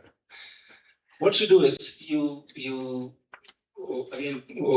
speak into it and just say, dear whatever, this is what I'm trying to tell you, blah, blah, blah, blah, blah. And then ask the AI to polish it for you or to make a different version. But now you're giving it instructions. You're not telling it to change the meaning of what you said. You're telling it to change the way it's said, right? So the meaning could be, I want my money back on something that I'm unhappy about, for example. That could be the meaning. But you could say it in different ways. You could say it in a very blunt way, I want my money back, or I'm going to do this and this and this. Or you can explain the reason behind it, or you can be very diplomatic about it, or you can be very collegial about it, and so on. The beauty of the AI is, when you give it instructions, it will take that message and shape it in the tone and the style and the format and in the language that you want. And that is very good, because if you have to do it, if I had to do it myself, it would take me multiple iterations. You know, oh no, that's not a good word. Oh no, that's not a good sentence. No, the grammar is bad here. All that stuff, right? Or these words are too unique or too different or very general or vague and whatnot. When you tell AI, it will tighten it up for you, and it will give you a draft that's probably much better than what you wrote. Now, the thing is, once you get that draft, don't just hit send, okay? Read it, because you are owner of that. From somebody else's perspective, it's not the machine who wrote it, it's you who's sending them the letter, which means you're accountable, you're responsible for its contents, which is why you don't just send it and say, oh sorry, that's not what I meant. No. You have to read it, you have to edit it if necessary, you have to correct it if necessary, because it is possible, it is saying something that you did not mean, okay? Because like I said, it's a machine, it's not perfect. It's pretty good, but it's not perfect. So the point I'm trying to make here is that you are accountable, and you have to always read the output and validate it. You can't just rely on it. Now, having said that, if it's numbers that you're dealing with, for example, you don't have to sit there and say, oh, let me make sure that they did the math properly. Just like today when you use Excel, you don't say, let me question that if the total is correct. You trust it, because it is correct. It knows. See, with numbers and all that, it's different, because they're very, very precise. And the rules are very precise. 1 + 1 is always equal to 2. In any language, in any part of the world, it's 2, right? You can call it different words, but conceptually, it's 2. Whereas with languages, you can say something, another person can misinterpret it, because there's some nuance to that, right? Which is why you can put more trust in AI output that is dealing strictly with numbers than you can with text. So if you give AI an Excel spreadsheet and ask it to do analysis, trend analysis, for example, it will do that for you. And you can be 99.99999% sure that it's accurate. Okay? You don't have to sit there and say, let me check it for you. Let me make sure that you are saying the right thing. So depending on what piece of information it is, you can put your trust level accordingly. Summarizing long documents. You always see papers that are 200 pages long and all that. I mean, who has time to read 200 pages? One thing you can do is you can say, summarize this and tell me the top 10 key points. Tell me the risks that are there. Tell me the advantages of something or disadvantages of something. Tell me the features of this thing. Tell me why it's good or not good. So instead of reading the 200 pages and all that, you can ask it to summarize it for you. You can ask it to analyze it for you, and it's going to do that with almost absolute accuracy, simply because you have asked it to work on that paper. So it's what's called source grounded. So once you give AI something as a reference point, then you know the probability of hallucination is less. And the answers you're going to get are more reliable. The last one is pretty good. Imagine you are in environmental science and you have gathered information on all kinds of things, temperature and moisture and heat and whatever the case might be. And you're trying to figure out the correlation between different variables and so on. You can do it using Excel and other tools, but it's time consuming and so on. You can just throw those spreadsheets in the Excel and ask it to do all that for you instantly, right? And it will do that with accuracy, because it is your information and it's going to be based on that. So you can brainstorm. You can give it data and say, let me ask the question: what if something changed? How would that work? right? What if this variable was to increase or decrease, and what impact would it have on other things and all that? So you can do this like a simulation almost, or brainstorming, or do a what if analysis very easily using AI. And one of the points you were making earlier today was a lot of times people say, I don't know how to do it. You know, like here you are telling us AI, we don't know how to do it. So my answer to that is, from now on, please never think, I don't know how to do it. Whatever you don't know, ask it to teach you. So there's no excuse of saying, oh, I don't know how to do this. I don't know how to create content for my. Ask it. It'll tell you. It'll teach you. It will give you a direction at least. It will give you a starting point, and then you can iterate over that until you learn, until you really get the answers that you're looking for. So the message here is, don't say, I don't know how to do it anymore. Just ask it. It'll do it for you. I've had all these, something in my house, something breaks, for example. And I don't know where it is. I don't have the manual for it. I have no idea where it is. I don't even want to read it. First of all, I don't have the manual. Then I don't want to read it because you know how they're written in technical language. I just take a picture and I say, so this is what happened again in my full example. I have what's called a salt cell, and it creates salt to chlorinate the water, and it was leaking. And I couldn't figure out where the leak is and why the leak is. I took a picture and I asked, what's the leak? And gave me 5 different reasons. He said, well, check this first, and check that first, and that first, and that first. And I did that. Lo and behold, after the 3rd check, I figured out, or it told me, I figured out what the problem was. I cleaned it and put it back, leak is gone. Right? So whenever you have a problem, do that. I give you another good example. I was at Masai Mara University. The driver was driving his Toyota, and on the dashboard, it was all in Japanese. And nobody knew how to figure out to change it to English, because if you don't speak Japanese, you don't know which button to press to change to English. So you are stuck. So I asked him, I said, are you? He goes, oh, this is how I bought it. I have no idea how to use it. And so there's this whole panel with information, useful information, but he doesn't know how to use it. So I said, okay, let's do that. I took my phone, I flashed it, I went into Copilot, and I said, I spoke into it. I said, this is in Japanese. Can you tell me what those things mean and how to turn this into English language display? It gave me that instruction right there. I said, okay, see that thing over there, click that, do this, do this. Next thing you know, it was all turned into English. Okay, so again, simple stuff. You go someplace. I was in Ethiopia, and there's a beautiful monastery, and there's a big thing there written Amharic. Is that the language they use? Yeah. I have no idea. I took a picture and I said, "Can you translate this for me?" It just gave me English version right away. I was able to read something. I was able to enjoy that, that piece of history there, or that whatever it was trying to tell me.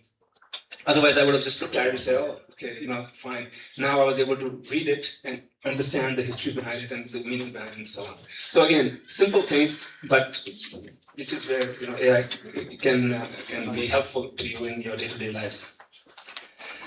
Okay, we already talked about that. Hallucination, things can go wrong. Stale knowledge, if the model is not current, then it's giving you information that is old. I'll give you an example of that. I'm going to talk about this tool. I mentioned this earlier. Google has a product. It used to be called Notebook LM. I use it a lot, and I'm going to show you guys how to use it as well. It's a very powerful tool. About 3 weeks ago, they changed the name from Notebook LM to Gemini Notebook. Okay, they just changed the name, and they made some of the changes also. You go and ask, if you go to a website and ask Gemini Notebook, it will still refer to the old name. But if you go to some other websites or other AI platforms, it will tell you, oh, by the way, so if you say Notebook LM, it will just come back and say, oh, by the way, the name has been changed to Gemini Notebook now. So instantly, you don't call it Notebook LM anymore, you call it something different. So that's where the knowledge is not stale, it is current. It is updating itself in almost real time. So when something happens, it's current knowledge. It's not the knowledge that they had when they built the large language model back in 2022 or something like that.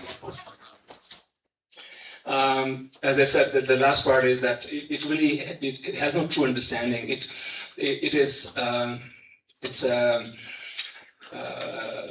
It's a next word predictor engine, as I call it.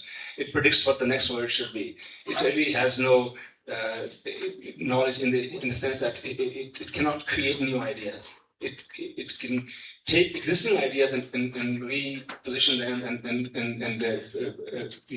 modify them or change them, but it cannot create new knowledge because it's not a sentient. It's not a. Humans only have that power to create new knowledge, to imagine. See, AI cannot imagine.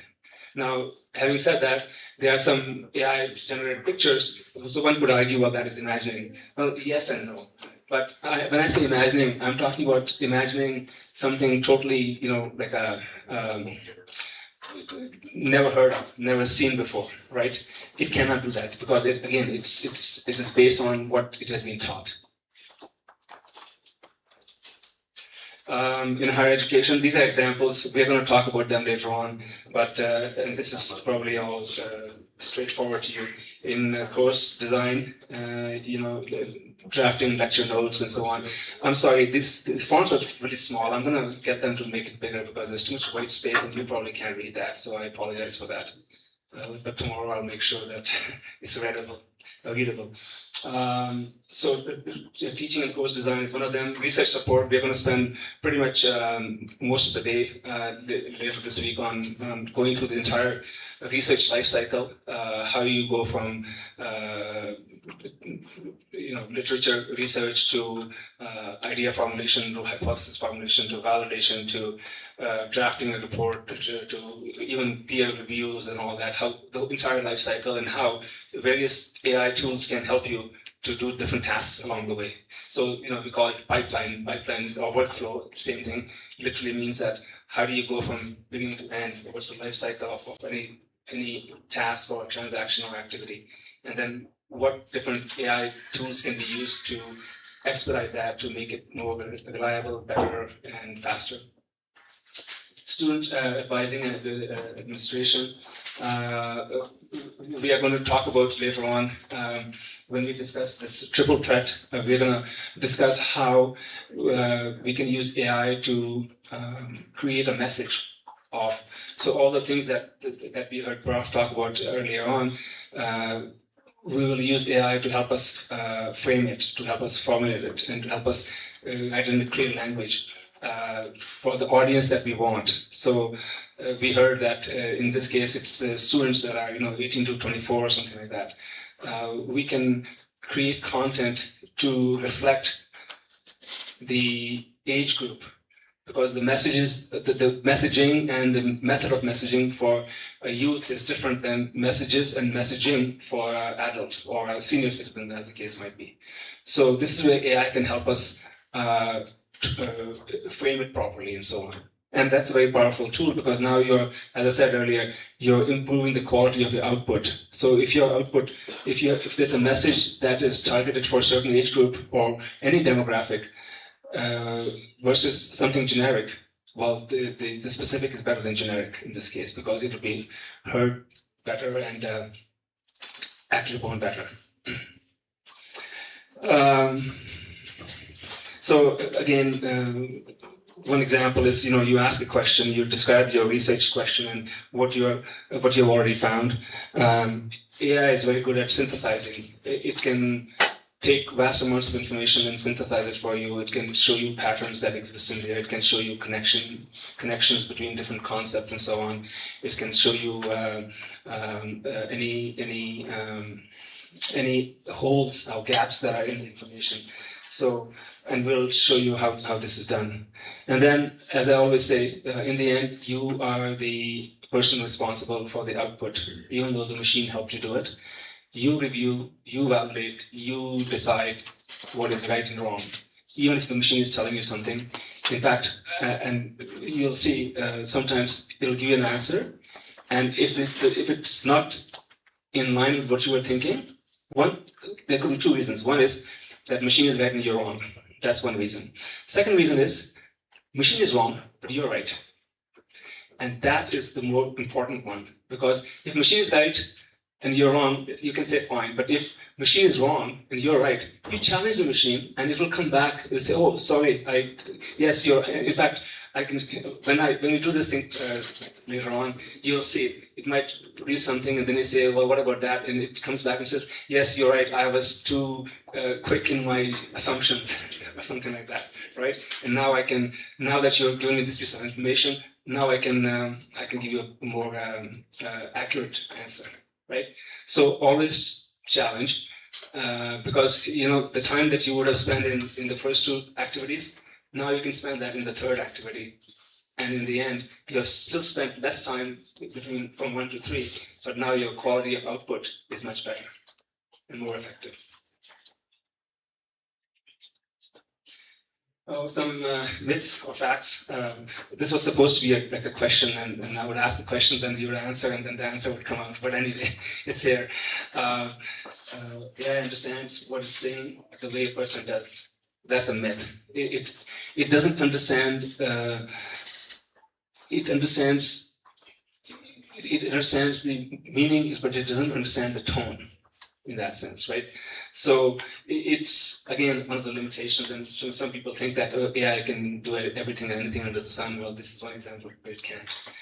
AI can confidently state something false, and that goes back to hallucinations. Hallucinations are just that.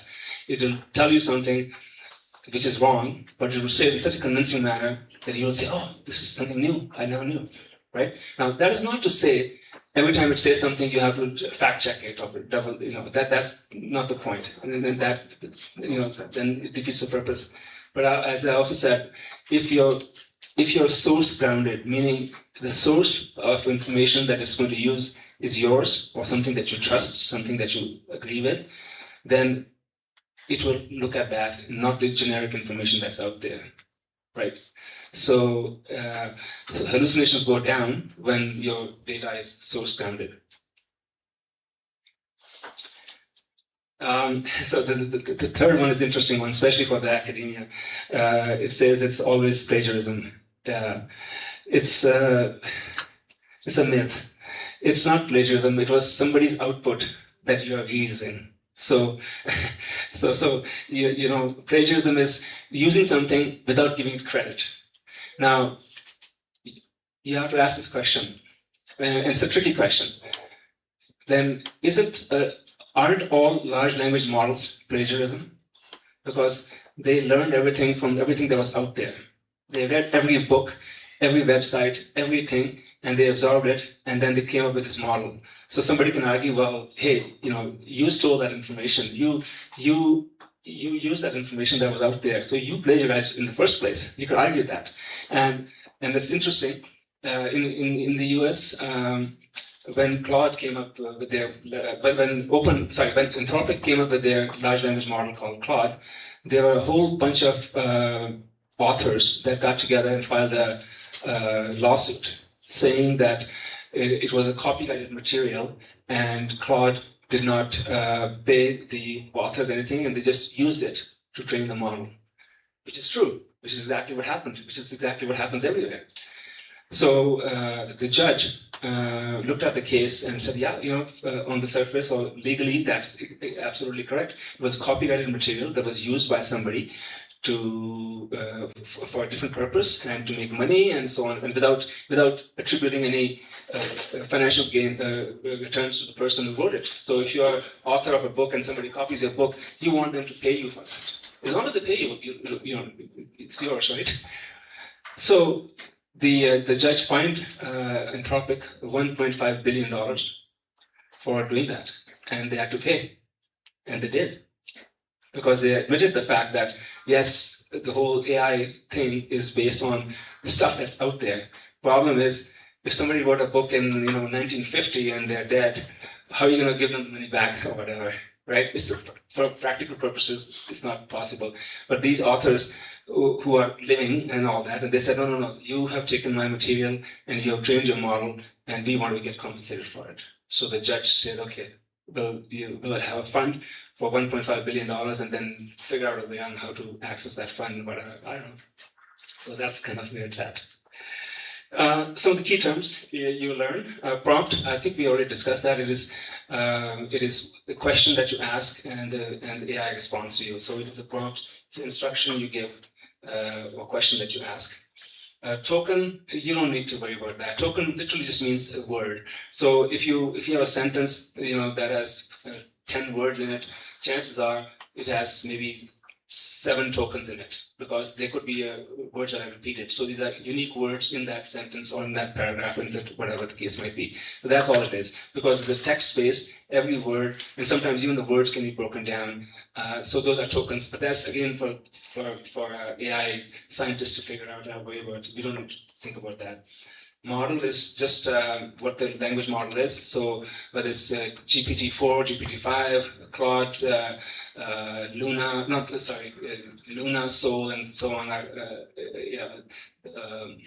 chat GPTs, and then Claude has Haiku, and I forget now. But when you read it, when you go to the Claude website, for example, you can select the model you want. So there are some models that are fast, and then some that are slow but think more and more comprehensive. So depending on the nature of the task, you can ask it to pick whichever model. If you want something straightforward, simple answer, you can pick the fastest one. But if you have a very complex query, where it has to think about it, what's called a chain of thought, it has to think like, okay, step A, step B, step C, step C, then it's going to use a model that is more capable, and but it's slow. It's slow only because it is doing, it's reasoning. And in fact, when you put something, you'll see on the screen it says thinking, validating, verifying, generating, blah blah. So it's kind of telling you what it's doing to get to the result. So that's really the models. And as I said earlier today, there are hundreds of models out there. We just hear about the top 4 or so, but there are hundreds of them. Hallucination, we already discussed that. Large language models, we already discussed that. And fine-tuning is, again, making the model better, over time. As it gets more information, as it gets more data fed into it, it is becoming, it's teaching itself. Really. And that's why there are those people who argue that, well, if it keeps teaching itself, then it might become so powerful that it's more than humans. We don't know. I don't know if that's going to happen, but those in the field call it artificial general intelligence, AGI. And the AGI is super intelligence, meaning it's way beyond what the LLMs of the day are doing. It is, again, I have no idea. In fact, nobody knows what that's going to be. But there are some who argue that that's the direction in which the whole industry is heading. What do you call it? Okay. Different, just to help you understand the concepts, use of analogies. So think of generative as a autocomplete, right? Not just the next word, but the words in a message. You give it a starting point, it keeps going all the way that statistically fits. That means it will finish the thought for you, it will finish the sentence for you, it will finish the paragraph for you once you ask that question, because it knows what the next one is, and the next one is, and the next one is, and so on. And the thing is that the more specific you are, the better output you're going to get. I think we've been saying that to our Nora this morning. The more precise, the more prescriptive you are, the better outcome it's going to be. And if you're not, if you simply ask a simple question, it'll give you a simple answer, generic answer, may not even be true in certain conditions or in certain circumstances. But if you ask that question to say, okay, this is for this environment, for this people, for in this context, you will get a much better answer. Again, I don't think I need to spend any time on this. Text is split into tokens. And so under the hood, that's what happens. They're mapped into numeric vectors. I mentioned to you earlier, it's the mathematical representation of tokens. And then how the machine uses different mathematical concepts and statistics to work on those to produce the result. And there are those who argue, well, not, in fact, AI is actually based on how the human mind works. Human brain has neurons that are little nodes that connect, and they form what's called associations. And that's how we learn. That's how we think, because we are able to. That's how we speak language, for that matter. You know, in our early childhood, we know hello means something and mom means something. So if you say hi mom or hi dad, it knows what it is, right? And what it is in your head, in our brains, there are neurons, billions and trillions of them, that fire up to associate objects or pieces of information to give you something at the end. But it happens at a phenomenal speed. So one could argue that the human AI brain is actually much more powerful, but it has limitations, right? And that's where your second brain comes in to help you with that. Inference simply means taking a trained model to infer something, to ask a question, and then it's going to infer from that what the answer is going to be. So again, these are technical terms, and I don't think we really need to get into them. But if you're curious, like I said, you can go to ChatGPT or whatever, and just say, hey, explain to me what a token is in the AI parlance. I'm an advanced learner or basic learner, or I'm a 5-year-old or 10-year-old, or and it'll explain to you in that manner. And then if you ask it to test you, it'll test you so that you can really learn what tokens are, and stop learning if you don't want to learn more, because that's the beauty of this thing. You can go as deep as you want or not want. This is just the process. Again, this is at the advanced level, how models are trained. These are different phases of a model becoming reality. Something called pre-training, and then fine-tuning, and then human feedback. So human feedback is the one where it continues to evolve. I will give you again an example from my own experience. I have quite a few actually, but I'll give you one. I was going to fly someplace in the Canadian North, small little place, population 1,000, something like that, up in the Arctic someplace. Okay, really up there.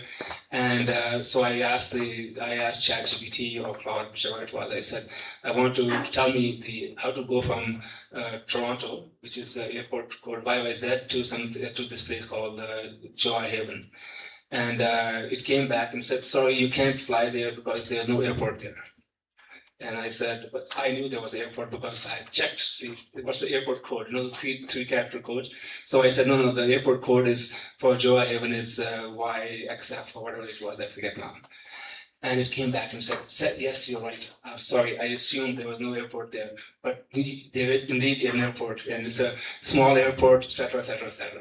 So now it was able to give me the information that I was looking for. But initially, had I not known that there was no airport, and I believed that there was no airport, I would have said, oh, I can't fly there. End of story. But that's not true. So feedback, every time you give us feedback, see the next question, when the next person will ask that question, can I go to Joa Haven? It will not say, sorry, there's no airport. It will say, yes, it knows now the code because I told it. And it verified it. Not just because I told it, verified it. It probably went to some database I had a database that has all the airport codes in the world and verified that yes, this code belongs to this airport, and then now it's updated its large language model for that. So human feedback always helps improve. Very quickly, we were talking about these major platforms and so on. As I said earlier, there are about 300 of them up there, maybe even more. These are the ones that we use all the time, and these are the ones that are fairly straightforward to use. Other ones are very powerful, but they're not user-friendly. So if you're in research, AI research, you love those because you can do all kinds of things that these models do not provide. But for our purposes, these are the common ones. Just a point, Copilot uses ChatGPT as a backend engine. In fact, Microsoft does not have its own large language model. And they're actually in the process of building their own because they're not relying too much on OpenAI anymore. OpenAI has got its own agenda, and it's costing Microsoft a lot of money to embed Copilot in their Microsoft Office, all Microsoft products. Because every time, if you're using a Microsoft product, say you're using PowerPoint and you use Copilot there, it is using ChatGPT as the backend engine to answer questions and so on. But when that happens, Microsoft ends up paying OpenAI. So they found out that it's too expensive, so they're building their own. And interestingly, they were talking to DeepSeek. It's a Chinese model, open model. And so they're considering making that as their backend. You may have heard Apple. I don't know if you remember, well, I know you don't use Apple here too much, but Apple 2 years ago came up with this whole thing called Apple Intelligence. And in fact, I upgraded my phone just for that, only to find out that Apple Intelligence, the back end of that was ChatGPT. And it didn't work very well. So now Apple has switched gears. So now they have taken Gemini's model and made it their own, like incorporated or embedded in their products. So if you are using an Apple product and you're using AI, you're actually using Gemini's model in the background. Claude, okay, and then there's Perplexity and Grok and all kinds of them out there, but that's not really about them. The only thing here I want you to know that these are well known and so on. They have a huge ecosystem, meaning there are other developers and who are extending the capabilities of their models by creating what's called plugins and whatnot. Google is very good. I like Google's Gemini because it is integrated in all Google products. So I don't know if you've noticed, but if you go to Google search bar and there's a little Gemini thing on the side there, it says Ask AI. Before, if you ask Google about something, it would just use its own database actually, because it wasn't AI, and it give you the answers. But now they have embedded their AI model in their all Google offerings. So if you're using Google Maps, you can have AI-driven maps. If you're using Google Sheets, which is equivalent to Excel in Microsoft Word, you can have AI built into that. If you're using Google Sheets and Slides and all those products that have Microsoft equivalent, they all have Gemini models embedded in there because they are Google products. And Anthropic, as we all know, it's probably best known. It's probably the most advanced model in the United States right now. Having said that, there's a horse race between Claude and ChatGPT. So today, Claude may come up with some new capabilities, and then 3 months from now or less, ChatGPT will have the same thing. And then ChatGPT will have something, and then Claude will catch up. So it's a two-horse race essentially, which is good for us because they keep improving, they keep getting better, and we benefit as a result of that. But Claude is very good at research, at writing, at thinking, at conceptualizing, and so on. So if you're doing some work that is sort of a serious work, and you need more brain power or horsepower, whatever you want to call it, go with Claude. Claude is also expensive to operate. Oh, so there's that slide I was talking about. They have their strengths and so on, and what they're good for. As I said, ChatGPT is general purpose, but it is for anybody and everybody on the planet. So it's good for everyday stuff. Gemini, it's a Google's integration into their products. Very powerful, and we're going to talk about Gemini Notebook later in the week. And Copilot, as I said, it's something, if you're using Microsoft 365, then Copilot comes with it. But the backend for that is ChatGPT at the moment anyway. And Claude for structured reasoning on long documents. So if you have a long document and you want to ask some deep questions that span the document, then Claude is your way to go because it has a better memory, context memory, and more powerful features in terms of its thinking ability and how it reasons and so on. I'm sorry. You know what? This is going to be available. I'm going to send a soft copy of that. I apologize. So you don't have to don't take pictures. You don't want to. We'll send a soft copy to everybody. Free and open source. So as I said earlier, with free, it's free, but A, you don't get the full capabilities. B, your data may be used to train the model. So use it with caution.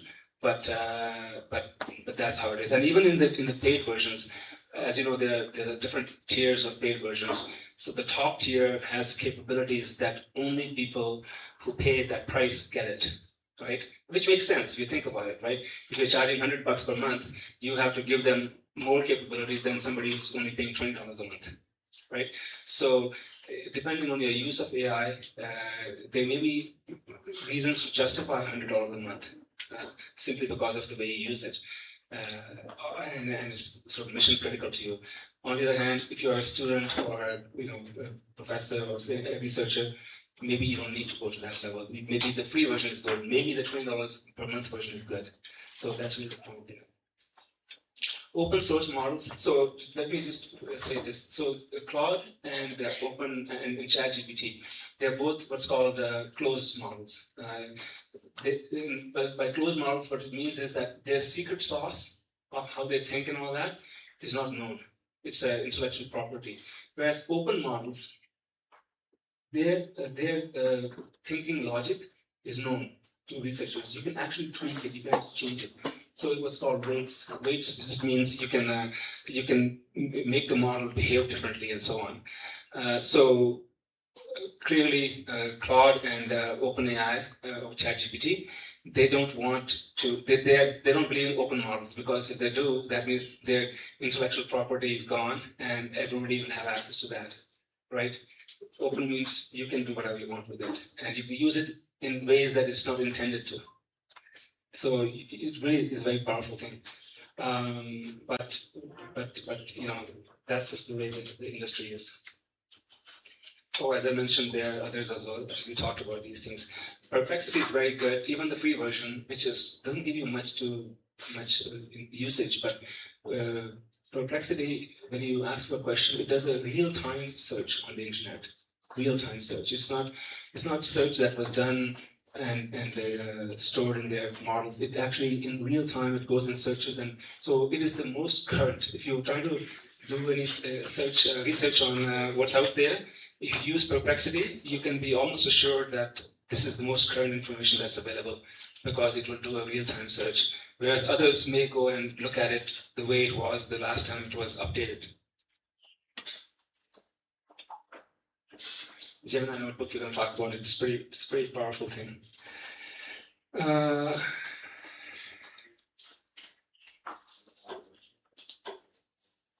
Okay, we'll skip this one. This is a bit advanced, but we'll talk about it later on when we get to the thing. I'm not going to do this live today because I'm going to be doing this when we talk about how to use AI.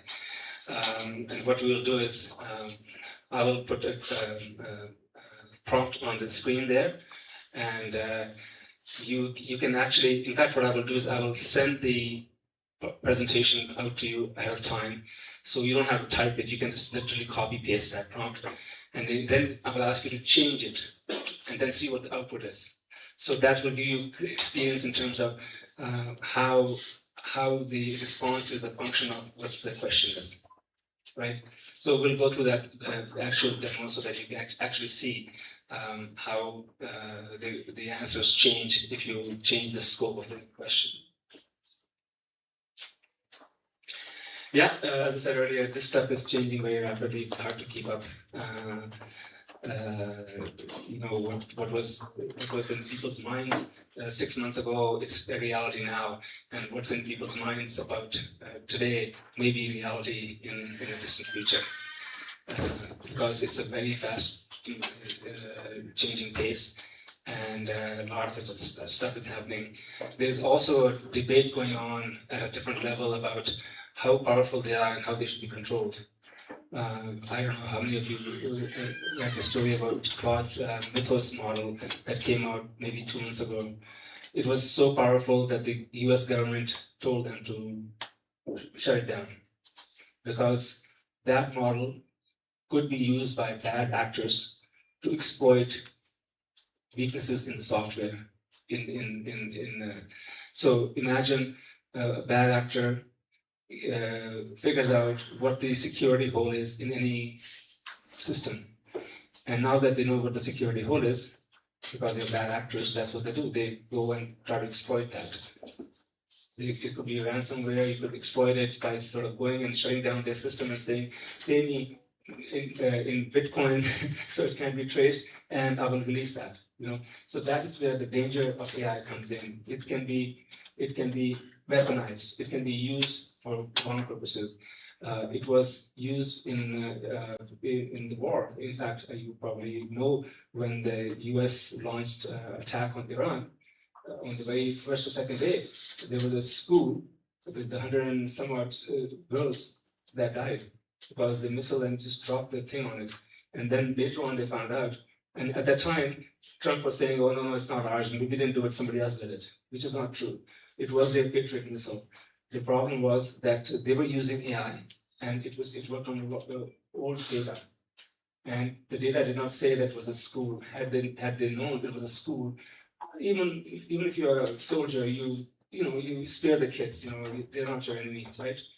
You do that, but no, because it was AI dependent, and that's what happened. And the second story you probably heard is that Anthropic got in the bad books of White House because they wanted them to give their models so that they can use it in war.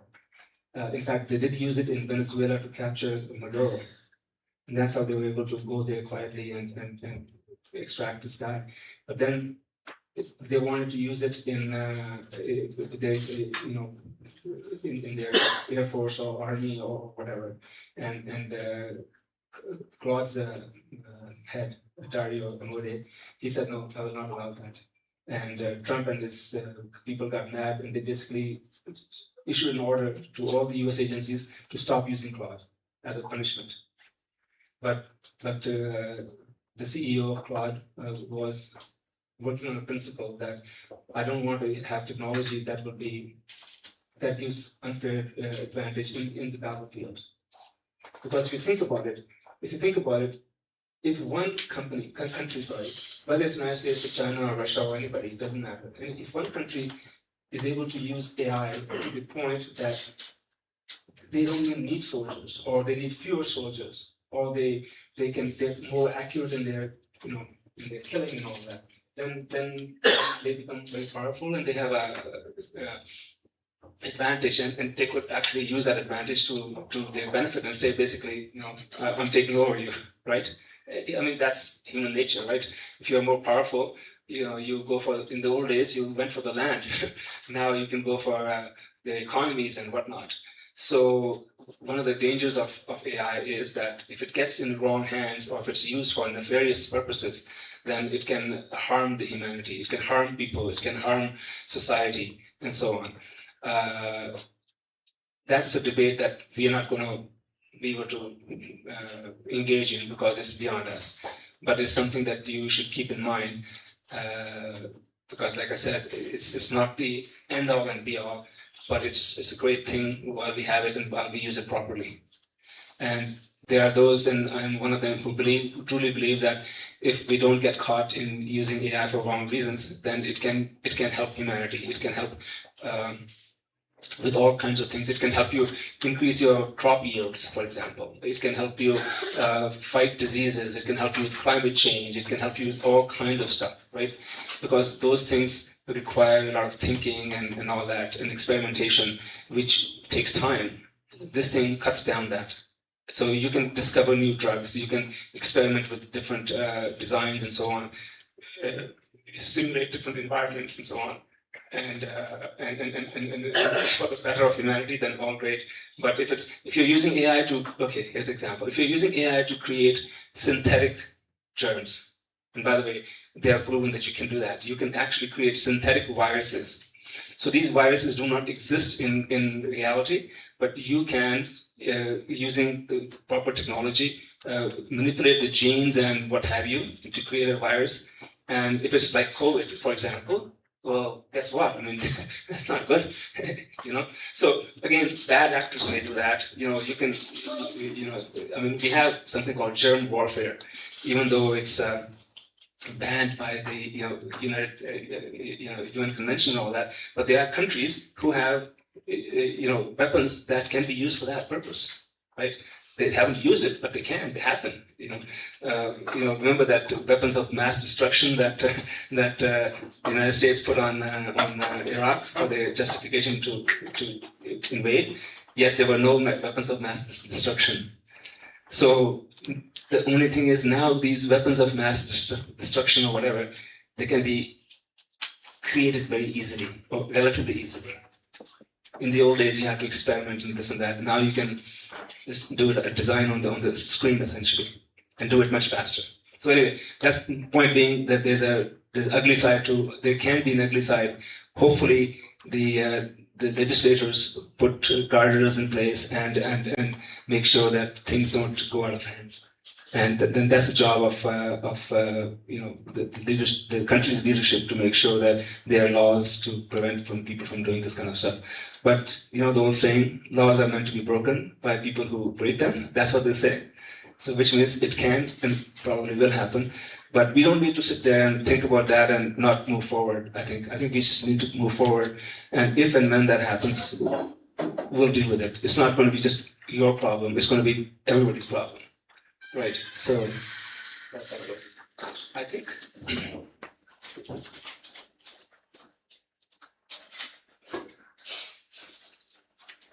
Okay, very quickly. I think this is the last section. I think so. So data privacy is a big issue, and there are laws in virtually every jurisdiction that talk about privacy and confidentiality of information, especially data that can be associated with individuals.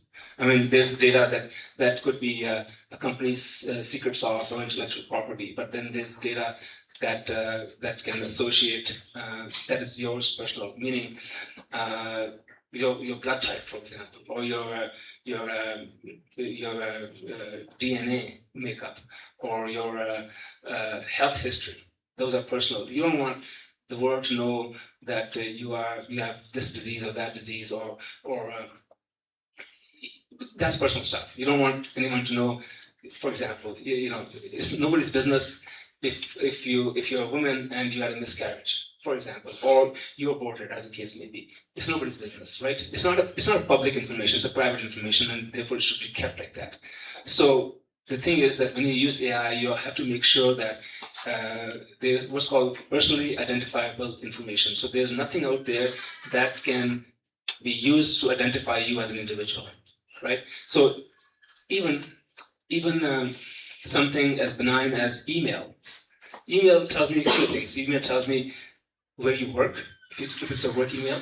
Like I can just look at the email. Now if you say it's gmail.com, then I don't know where you work. But if you use your .k, whatever, it's whatever it is, .ke, I know you're an employee at this place in some capacity or the other. For you guys, grades are a personal thing. If I get A or B, it is only for me to know, nobody else, right? Salary is a personal information. How much I make is for me to know, nobody else. So those are all these pieces of information that you have to protect so that nobody can use that information to identify you as an individual, right? If you say person X makes salary in the range of 100 and 200, let's say. Well, there could be millions of people that make a salary in that range, so you cannot pinpoint to that person.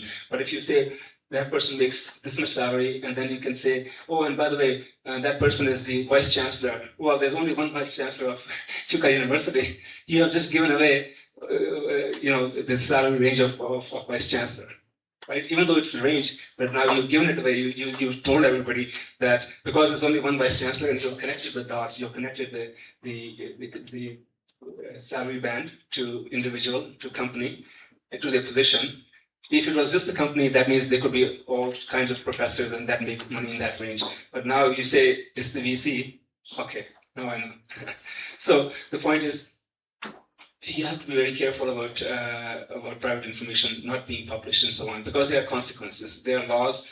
I don't know how strict they are here, but there are laws in other countries where there are real penalties if you're not careful, and rightly so, because when you have the information, you also have the responsibility. When you have private information, you also have the responsibility of guarding it.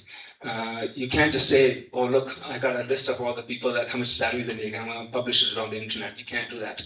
It's illegal, it's wrong, and if you do it, you're going to get caught and face the consequences. Now, that was intentional, but you can't do it unintentionally either. You cannot put a spreadsheet in Claude, free version, and then it gets somehow leaks into the internet, which has happened, by the way, which has happened a few times. So that's problematic, and that's why we need to put guardrails to ensure that we protect the privacy and confidentiality of information, especially when it comes to personal information. I mentioned this already, free versus paid. Paid enterprise plans offer more capabilities, more security by default, whereas free plans, you're not assured of that. Having said that, there are ways to deal with that, the confidentiality piece. And I'll show you how you can anonymize data and analyze it using your AI, and then anonymize it to understand what the exact results are. And that way, you get the benefit of using AI on private information without the risk of putting that information out in the public sphere.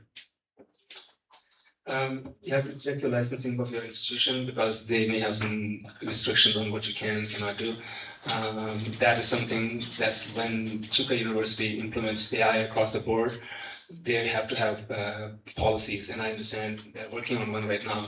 And then these policies will define the rules and the regulations about how you use AI, in what context you use it, and so on and so forth. So that's something that we all need to be cognizant of, because those policies dictate our conduct.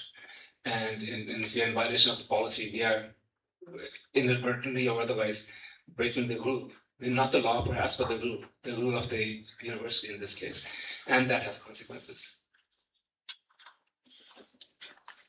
So here's an example of that, a simple checklist before you paste anything. If it's a student, personal unpublished data, if it's yes, don't do it. Don't do it in its native form.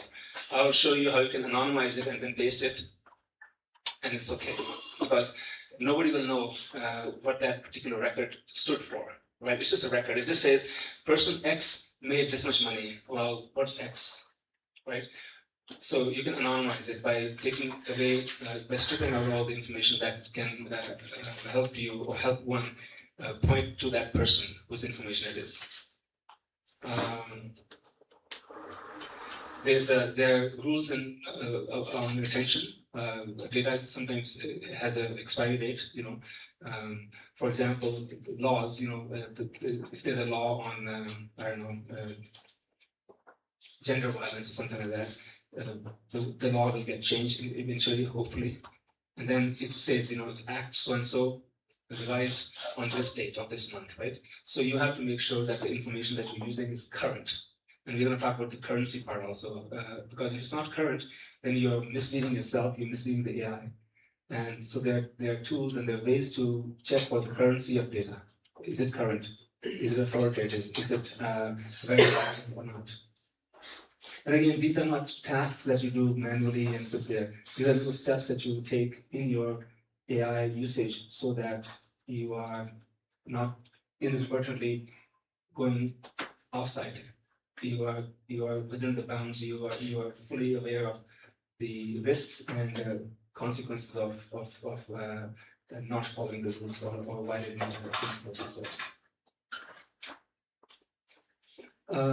So these are again we'll discuss more in more details, but at a high level, principles for responsible and ethical use. And as I said earlier today, the good news for anybody really is that now all AI content is labeled as such, which means you cannot hide that behind the fact that you can't say I did it when the machine did it. Okay, so it's both good and bad if you think about it.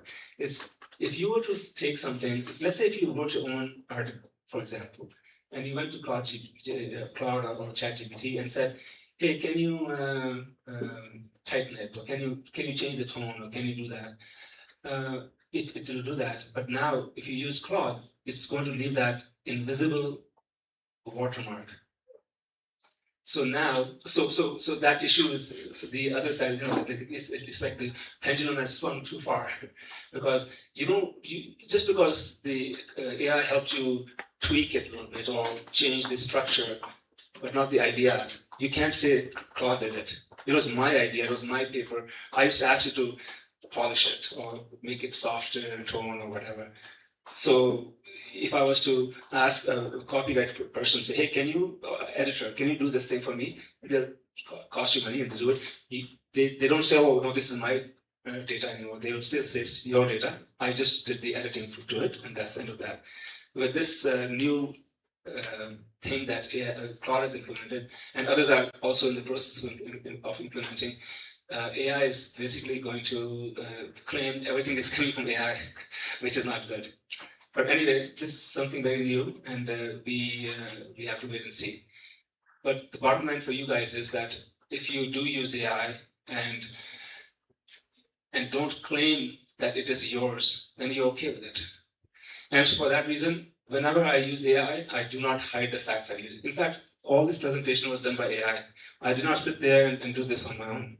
I mean, I did. I guided it. I corrected it. It was an iterative process. It took me time. It took some thinking and all that. But the PowerPoint slides, the emojis and blah blah blah, all that stuff was done by machine. I didn't sit there with PowerPoint and set background to this and use this style and all that. I didn't do that. So I have no hesitation in telling people when I use AI, because it's a tool. It's just like if you do some number crunching and you use Excel, you don't worry about the fact that you use Excel. Excel is a tool. Or if you use a calculator, if you use a calculator to add some numbers, it's nothing wrong with that. It's a tool, right? So it's the same thing here. It's a tool. It helps you do things better, faster, cheaper, higher quality. And that's all there is to it. And I don't mind admitting it. I have zero problems admitting it. In fact, I feel good that I'm using it, because, like I said to you earlier, if you don't use it, the person next to you using it will take your job away. So I don't want to be that person. And the last point is human in the loop. It's a term you'll be hearing from me over and over the next couple of weeks. Human in the loop is a very important concept, which means you cannot abrogate your responsibility. You cannot have automated exam marking system and then decide on that who fails or who passes, or who gets an honorary distinction or not. You have to. AI can help you figure that out. But in the end, if you have to make a judgment call, it's yours. It's not machines. So human in the loop is very important, because if you take the human out of the loop, AI can go rogue. And there are examples of that. I don't know if you keep up with this thing, but there were 2 examples that happened in the last month or so where the AI went rogue and infiltrated the platform of another company. So you ask yourself, well, wait a second, it's a machine. How can you do that? Well, this machine, it was asked to do something, and there's a reward system in AI, because if you do something, then it rewards you. And as it rewards you, it is rewarding the machine, is rewarding itself. Okay, it's not nobody's giving you money or whatever. It is saying, oh, you did what you were meant to do. So that's a good protocol, good technique, good method. So this company, it was OpenAI that actually ran this thing, and what they call a harness or a sandbox, which means whatever happens, it does not escape this boundary. Okay, and it escapes the boundary being a computational boundary, okay, which is memories and processes and all that. Somehow it managed to leave that sandbox and infiltrate Hugging Face, which is another AI platform, to get something. And Hugging Face platform found out and they published it. And then like, oh my gosh, this is crazy. This is like somebody's gone crazy and doing nefarious things on their own, which is true. So if there was a human in the loop, then there would be something that says, whatever you do, you cannot leave this boundary. And if you have to leave this boundary for whatever reason, you have to have a human person approving it, approving this step. Because then the responsibility lies on, excuse me, on the human, right? So that's why it's important to not abdicate your responsibility to AI, because if you do, then then what's our value, right? If machines can do everything that we do, then why should anybody pay us for anything? Why should we, what's the point, right? So we have to make sure that the human in the loop is always there.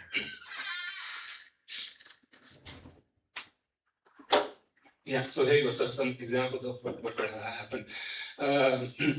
If your data is not source grounded and you ask for citation, it can make up a citation because it knows you're not going to check it.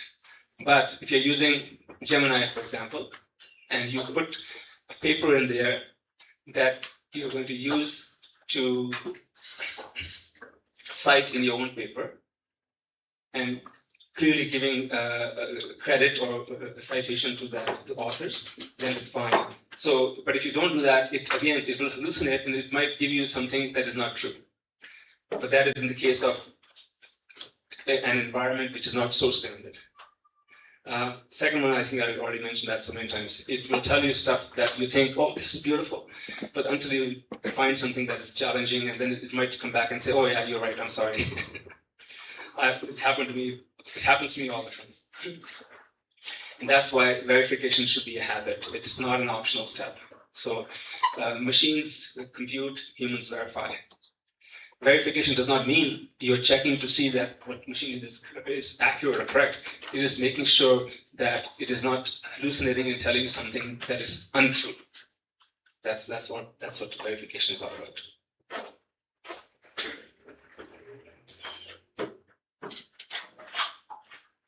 Small habit. Again, pick one privacy or verification habit from this block. So this is, again, we're gonna do an actual demo of this one later on in the course, so we don't need to really discuss it now, except to say that you can take a piece of information and you can ask AI to tell you if there are any if it violates any of the confidentiality guidelines. In fact, a lot of times nowadays, when companies produce something, their confidentiality and privacy laws published. Every country has their own, or not every country, but most countries have their own. And if you're putting something out, you ask AI to validate that policy or that whatever the document is against that to make sure that you're in compliance with those laws or with those guardrails. So this is where AI comes in handy. You can actually ask it to help you confirm something or validate something. And once it does, then you're certain that this policy paper or whatever, for example, did not violate any laws or rules. So again, prompt. This is an introduction to prompt engineering, I guess, but we will do the actual prompt engineering when we talk about other stuff later on. If you are giving a prompt, you have to define the context of what it is. So, for example, if you are a researcher in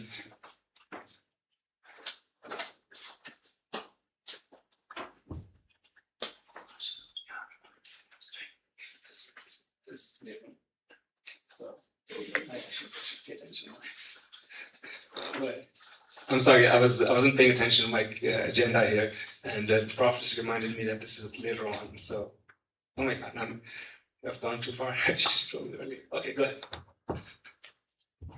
Okay, thank you. Thank you so much, Professor Alex, for that discussion that you've taken us through. And we've even actually discussed what we were supposed to do in the afternoon. I can see the last item today is that prompt engineering, which we could do after the lunch. I would request Dr. Mwenda to applaud Professor as we go for lunch, and request someone to pray for lunch as we proceed to lunch. Then we can come back, I'm sure not for a very long session because that is for prompt engineering, but I think because it's hands-on session, it could be more interesting to us so that we can do a few more things.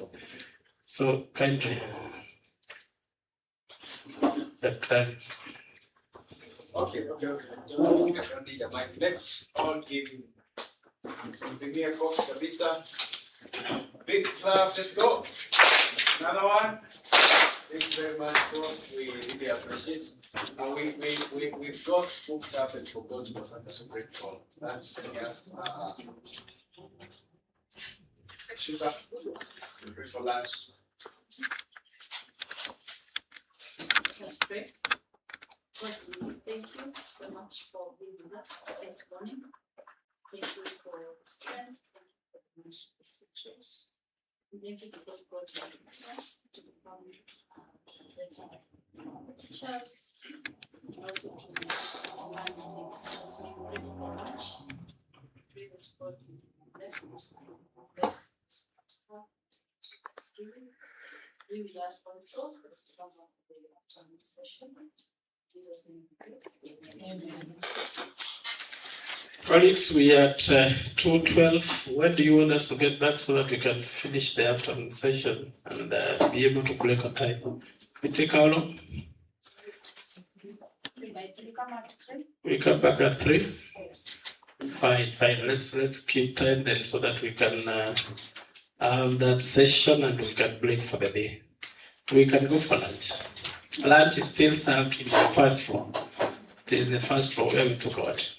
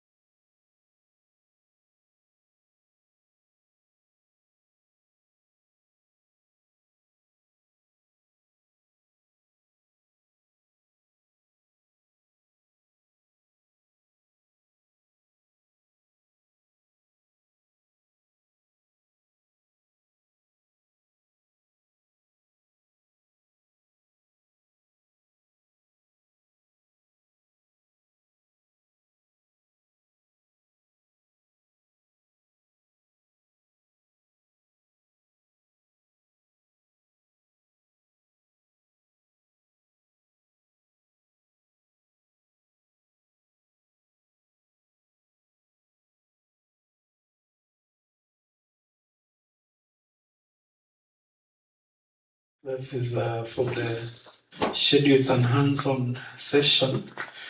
Then we'll give you an opportunity to ask questions directly to Prof, which might give us a better platform for interaction, to give us better feedback so that those many questions we have from the previous discussion can be brought up, and I believe that way the interaction will be quite productive.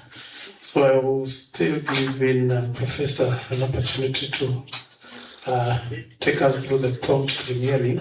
Then from there we can have the question and answer session and we break for the day. Prof, you are welcome. Thank you very much. First, I want to apologize for getting carried away. I did not realize the time was going, and I was at the end, and I was explaining to Prof that one reason was I wasn't hungry. Because if I was hungry, I would say, "Oh my gosh, what time is it? Let's stop for lunch." So I just kept going. So anyway, as you heard, we'll quickly go through what's left, which is not a whole lot, because the actual application of prompt engineering is going to start tomorrow, and you will see, how we apply these concepts, these ideas about what makes it an effective prompt. So, in terms of the background, when you're doing the prompt, what you want to do, the way LLMs are designed, at least now, is that they are designed to be a bot. So you ask questions, they answer back. That's it. That's all they do. If you don't ask anything, they don't say anything. And that's the end of that. So everything depends on what you ask and how you ask. Sorry, more importantly, how you ask. If you just ask, to say, explain me some concept or whatever, it will give you a very generic, flat answer. It may even hallucinate somewhat because it's giving you something that's very broad and so on. But then, when you become more precise and concise about the context of that question, and what is it exactly? Why is it being used for? How do you want it to respond to you? What are some of the constraints that it may have? Then it takes all those things into account and gives you a better response than it would if you had just simply asked that question, whatever the thing is. So in terms of the context, the way it works is you want to tell the AI or the LLM that LLM is talking to somebody with certain background. So if you were to say you are a senior professor in the area of computational linguistics, then it knows that a senior professor in computational linguistics has knowledge of certain things and so on. You don't have to explain to them what computational linguistics is because they are a senior professor. Clearly they have done that, they know this. But if you just say, explain to me computational linguistics as a 20-year-old or 15-year-old, then it's going to explain that to me in a different tone, different manner, right? So by defining the audience, by defining who you are, or you actually tell it, the way you write it, you say you are, meaning you as in the machine. You are now, specialist in this field. Now, your job is to do this, and this is what I want you to do. This is my question. This is how I want you to give me the answer. And here are some of the constraints that you should or should not do. So once the LLM has that guidance, it will give you an answer that is more in line with your expectations, right? So let's take them one at a time. The context would be, so for example, if I was to do that, I would if I'm making a course material, let's say, I'm going to say, you are AI professor or something like that, or AI consultant, as the case may be, and your audience is researchers and lecturers at the University of Chuka University in Kenya. most of them, 50% of them have above average knowledge, and the other 50% are below average knowledge. I'm defining the environment in which I am operating. In this case, I am AI consultant. I am talking to people from this university with that background, with that knowledge, and so on. And then the next part would be perhaps help me define a curriculum for a 1 week course on computational linguistics. I'm just making this up. Okay, so that's the task, and I could be more detailed in that also, but I'm just going to sort of show you it at the high level. And then the format. I want you to produce a slide deck of 15 slides, and they should be high level or detailed. Doesn't matter, whatever I want. It should articulate concepts using graphics where possible. So it will take something that is written, it might turn that into a graphic, pictorial representation of what it is. So I can, give direction around the format in which the output should be coming, and then I can provide some constraints and so on. I can say that, make sure that no slide has more than 5 bullets, for example, or the total length is 15 slides, or the reading level is high, medium, or low, whatever, however you define that. Do not include anything, or do include something, right? Whatever anything or something is related to your query. And so that's how you make up a query. Query is nothing more than literally a sentence that you write or speak into your LLM using that framework where you define the audience that you're dealing with, what you have to do, in what manner you have to present the output. It could be, you could say the format should be something that I can post on my Instagram page, because then it knows that the screens and so on, they have to conform to Instagram's specifications, for example. Or I'm going to post this on my LinkedIn feed, then it knows the format, or I'm going to, so for example, if you look at the phone like this, it's 9 by 16. No, sorry, 16 by 9. So 16 and 9, and this is 9 by 16, right? So in other words, landscape mode or portrait mode. And so you can define that. So that when the content comes out, do you read it like this or do you read it like this, right? You can define other attributes like the color scheme or the fonts to use and so on and so forth. So all that goes into this thing and it will produce that for you. So really, that's really prompt engineering, trying to give it enough context, enough guidance around what the task is or what the ask is, guidance around how to present the output and any constraints that it may have. And we'll go to some examples tomorrow. And you will see as you get good at prompting, you will get better at receiving the results that you want. And it is a bit of a art and science. The science part is the framework there. Art is how you express yourself.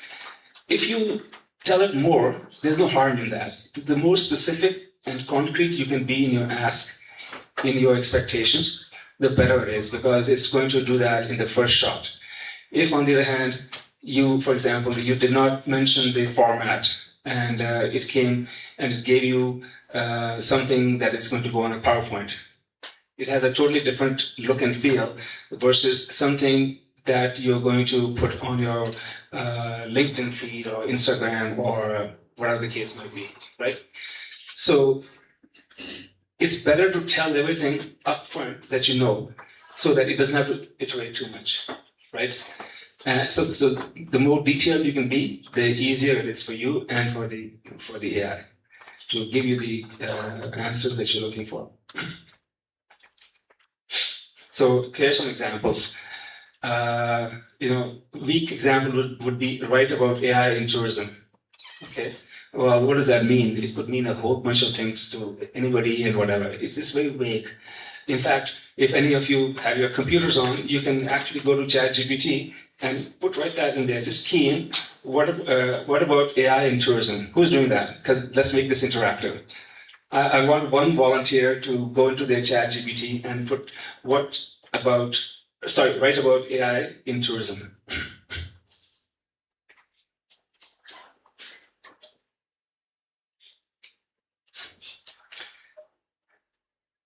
Did anybody get the answer?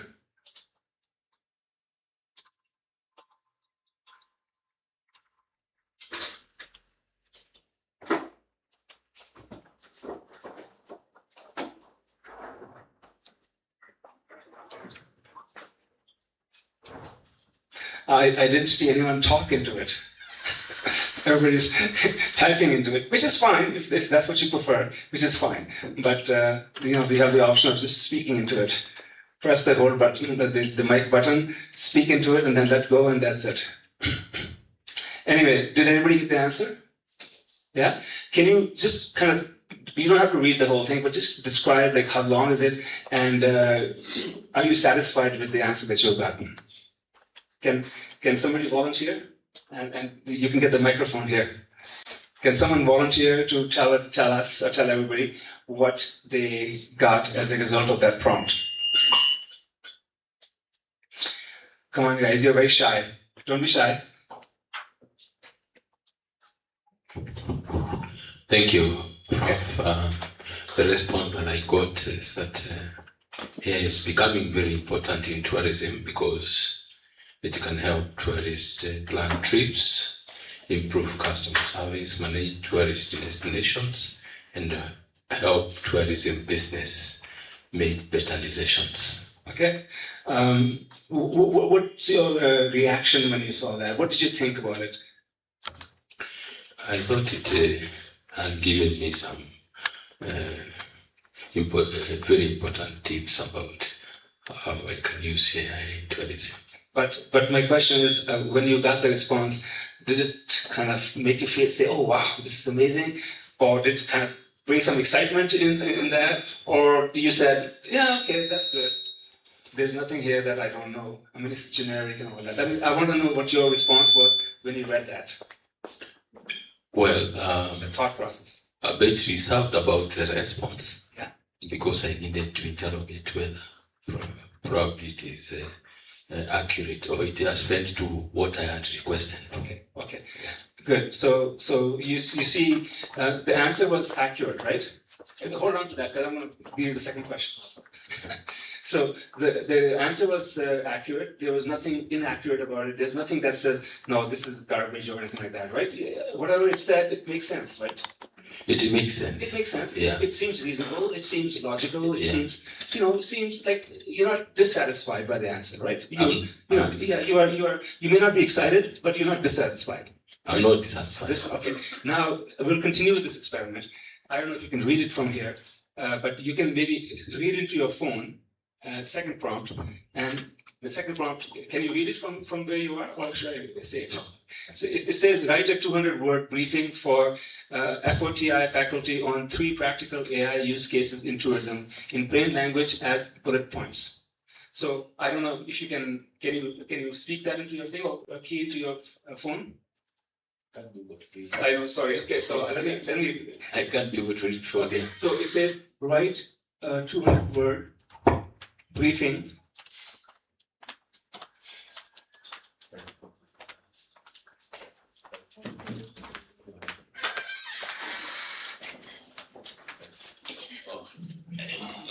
Okay, let me get the response from another phone. So in the prompt box, that's what you're doing. Write that 201 briefing in 3 practical AI use cases in tourism in plain language as bullet points. So it has given the bullet points, and The bullet point number 1, personalized travel recommendations. AI can analyze the traveler's interest, budget, previous trips, and preferred activities to recommend suitable destinations, hotels, restaurants, and attractions. For example, a tourist business can use AI chatbot to help a visitor choose activities based on their budget and available time. This saves staff time while giving customers faster and more personalized assistance. That's the first bullet. Okay, that's the first bullet. Okay, now you got a few more there, right? Yeah, there are 3 bullets. Yeah, okay. So the point is this: by giving it more context and asking to be more specific, it has given you something much more than the first answer. More detailed. More detail. Yes. So now it's actually useful information, like it has examples and so on, right? First one was basically said, oh yeah, it's a good thing to do, and like very generic. Nothing wrong with it, nothing inaccurate about it, but if you ask me, of limited use. In fact, maybe no use, because okay, you didn't tell me anything I did not know, right? Maybe that was my reaction would have been, okay, I need that, right? So what's the point? But by framing the question differently and providing some more context and guidance around what you want, it gave you a much better answer. Yeah, it did. Right? Yeah. So that is the power of prompting properly, right? It's a very simple example, and tomorrow you will see we're going to give them guidance that runs like 2 paragraphs in length, because I want them to do this and this and this and this and this. So now it's going to factor all that in its response, right? So this is a very simple, rudimentary example of how you ask, what about write about AI in tourism, to write a 200-word briefing. So now you've told it how big it should be. Don't make it 5 pages long or 10 pages long, only 200 words. And for that faculty, right? Now, interestingly, did it, let me ask you, in the response, did it have anything to do with that FoTI faculty? What does it stand for? Of tourism something? What's the first one? Okay, so I don't know if it... it mentioned on top. The response was based on.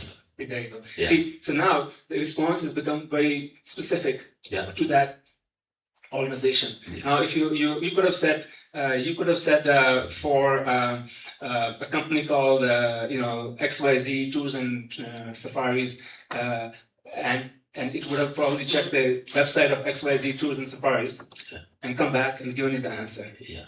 And isn't that powerful? Because while you were asking this question, it actually took into account the context, and in this case, the context was FoTI faculty, right? Yeah. So the point is that the better, the more tight, the more specific, the more precise query that you can make, or the prompt you can make, the better results you're going to get. And by the way, now if you want, you could iterate on that. You could I don't know if you could think of something. Okay, maybe take the first bullet. Actually, now just say if you want, you can say expand on the first bullet, or tell me the pros and cons of the first bullet. How's that?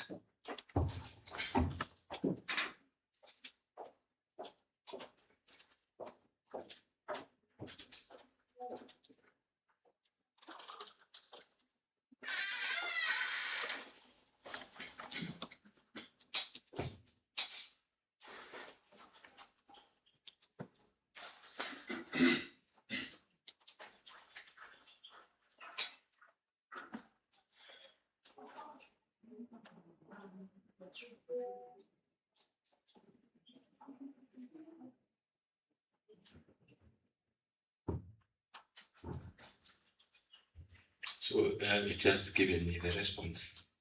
And the pros, it says that, for the pros, it says that, number 1, it saves time. AI can quickly suggest destinations, hotels, restaurants, and activities instead of the customer searching manually. Okay. Yeah. There you go. So again, you can keep asking questions depending on what you're looking for. what you want to discover, right? You can keep drilling down and so on. Yeah, true. You could have even asked, find me the top 5 websites that you think are AI driven in tourism. That you think, because it doesn't know for sure, right? Yeah. So what it will do is it will look at things like, does it have a chatbot? If the website has a chatbot where it says, how can I help you? I'm your virtual agent, then you know they're using AI. Yeah. Right? Yeah. So it can do all kinds of analysis, discovery for you based on what you ask for it. And it's up to your imagination or up to your requirements on on what you're looking for and for what purpose. Interestingly, it also gives the cons, and it says that recommendations can be wrong. AI may suggest places that are closed, overpriced, unavailable, or unsuitable. Yeah. So it is being honest with you in the sense that it's trying to tell you, look, because these costs could be real time, but they could have other factors in. There's a cost for foreign travelers versus cost for domestic travelers, cost for senior citizens versus somebody else or youth and all that, right? So costs can vary, and it's basically telling you that. Now, if your interest was in finding out the cost variations or sample costs of like a 5-day safari, a 5-day tour or whatever, to Lake Manyara or whatever, you can ask that, and it will again search the internet and come back with the answers there, right? So the beauty of this thing is you can keep reiterating or iterating on that until you get the right answer. Did it provide sources also? Did it at the end kind of have little icons there that show you what the source was? No. At the end of their response, do you see little symbols or something that tells you what the source is?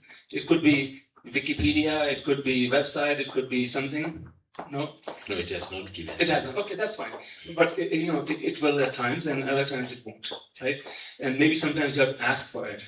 Cite your sources of information. In fact, if you were to add that to your thing, cite your sources of information, then it will tell you, I got this information from this place, right? So that way, you know if it's coming from a reliable place or not, right? If it says, I got your information from Wikipedia, well, Wikipedia is not that reliable. I mean, it's fine. But if it says I got this information from some actual website, or if the question has to do with some government policy or whatever, it says, I checked the Kenya Department of Finance's website to tell you what the VAT rate is, for example, in Kenya on certain products. It will tell you, and then you're certain that this is reliable information because it checked the authoritative source, meaning the Kenya Revenue Agency or whatever it's called here, and check to see what is the VAT tax on value-added tax on that type of product and so on, right? So the more specific you can get, the better answers you're going to get. That's really the point. Yeah. And you'll see tomorrow and in other days as well.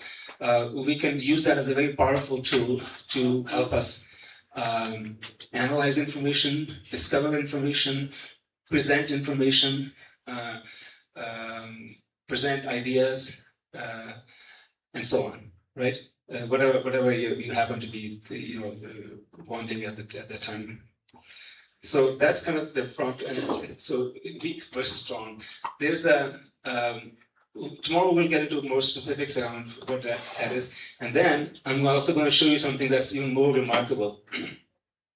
And that is called inverse prompt. So here's the thing. So for example, if you read an article, let's say you read a 10-page article on something or the other, or 5 pages, doesn't matter. And that is the final product, right? You want to create something like that. You can ask AI to determine with some degree of accuracy what prompt may yield that output. You see, so this one is going forward. This is like saying, I have the recipe and show me how to make a cake. And inverse prompting says, I have cake, tell me approximately what are the ingredients that go into the recipe. So you see how powerful that becomes? If you see a document or something that you like, and you wonder, gosh, I wonder if I can produce the same thing. Well, ask AI. Now, it will not tell you everything because it's lacking some context, but it will be pretty close to, or it will at least give you some really good ideas on what to ask for in order to get that kind of result. So if you see a article where they use graphs, for example, or bullets, or some other charts of some kind, and you want to do the same thing, you can actually say, use this or don't use that. But it will tell you the prompt said use this and use that. So you literally take that prompt and use it for yourself. It will not give you exactly what you're looking for, but in first try, you're going to come very close to the output that this other thing that you think is a role model or whatever, a model that you want to model after, or sample that you want to model after, it'll give you that. So that is also a very powerful tool to be able to help you write the prompt. In fact, at advanced level, you can, if you don't know how to write prompt, you can ask it to teach you how to write a prompt. Remember what I was saying earlier, there's no such thing as I don't know how to do that. There's no such thing. If you don't, not to worry. It will ask it to teach you, and it will teach you. So if you are not good at writing prompts and so on, you can say, show me or teach me how to write good prompts. Provide me the framework and examples and the good and bad elements of a prompt and so on. And by just iteratively having this conversation, you will be able to learn what is a good prompt, and then use that learning to write your own prompt and see what happens. So before you know it, you have learned how to write your own prompts. And like I said, there are tools there are actually all kinds of repositories. I have a document that I prepared for my last presentation, and it has all the prompts, most of the prompts that a researcher would require. So if you don't know what it is, just look at it and you say, oh, this is a good one. Take that, copy paste it, and use it. At least it gives you the starting point. It may not be perfect, but you start with 80% perfect, and then you just tweak it to make it 95% perfect or whatever. But you don't start from scratch. You don't start from zero. You start with 80%. That's already done, right? And it's probably proven, and it's probably something. Maybe it's the best practice. In fact, in your questionnaire, you can even say, what are the best practices in writing effective prompts? And I actually call it one-shot prompt. One-shot prompt means you put everything in one shot, and it just does that for you, rather than multiple iterations, which is what we were doing earlier on, right? So it'll tell you these are the elements of a good prompt. These are the things you should consider. These are the things you should not consider. This is how you should specify the output, etc., etc., etc. So prompting is a big deal, and and I would encourage you to, if you don't know anything about prompting, just go to your favorite platform and just say, hey, I'm a newcomer. I know very little about prompting. Teach me how to prompt. Show me how to do it. Give me examples. Test me. That's the ultimate test, right? So it will test you whether you have learned something or not. Because what happens is, if you ask for answers, we all have this tendency to think, oh yeah, I got it, yeah, I understood. But then when you say, okay, can you explain to me, ask them the next day, can you explain to me what it was? If they can, that means they truly got it. But if they cannot explain to you without any aids, if they cannot verbalize it, then you know you really haven't understood it, because you thought you did and you didn't, right? And that's why being able to use AI to test yourself on how well you grasp that concept or idea is a very powerful tool for learning, right?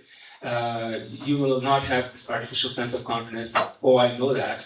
But when somebody asks you to explain, you kind of fall flat, right? So that's the power of being able to use this. So again, this is kind of straightforward, probably common prompt mistakes. Oh, by the way, speaking of prompts, when I go and do my presentation for tomorrow, one of the requirements I'm going to put is make sure the bullets are minimum of 14-point size, so that people can read. Okay.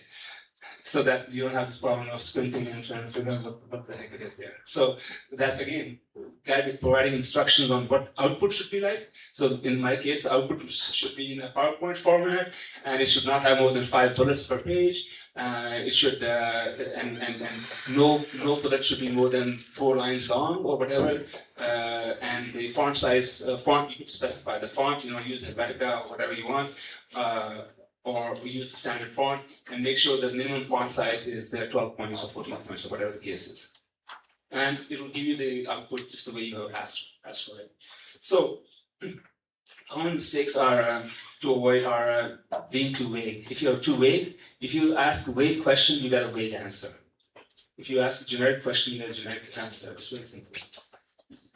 If you don't specify the format, it's just going to, sometimes it will ask you, but sometimes it will just give you the format that's easiest, which may or may not be what you're looking for. So if you have in mind the format that you want, better to specify it upfront so that you get the results that you are expecting. And like I said, it's an iterative process. Most of the times, your first prompt is not going to yield the desired result. Or let's put it this way: your first prompt will give you something that you might be satisfied with, but there's probably an opportunity to enhance it by iterating on it, right? By asking it to be more precise, or include something or exclude something, and so on, so that in the end, what you get, the output you get, is exactly what you were looking for, or close to what you were looking for. One of the what was I going to say? I forgot. It'll come back to me. So here's a little thing you can experiment on your own. Pick a task from your teaching or admin or whatever you do. If you reconcile, if you're in finance, you do a quarterly reconciliation or monthly reconciliation or quarterly reports, whatever. That's your task. Come up with a prompt that tells you that shows you how to prepare that. Okay, I'll give you an example. If you have an output, so for example, if you have a form that somebody has to fill out, you can provide the template and basically say, this is the standard form that we use. Use that and ask me questions, and I will answer them to you, and then it will fill out the form for you. So you see what I'm saying, where I'm going with this thing?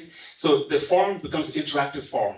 So if a form has, let's say, 20 lines of data entries, check box here and this and that, you can take a picture of that form, tell the AI that this is the template. I want you to question me so that you can complete this form. Just by talking. And it will take that form. It knows for example, the first question is your name, first name, last name, your email, your phone number, blah, blah, blah, whatever the case might be. It'll just do that for you. So again, this is the example of how you can use AI to help you automate certain things. Now, the example I gave you is not something that you would use all the time, but I'm just saying that it's one of the ways you can structure the prompting by giving the AI the template that it should use to gather information from you.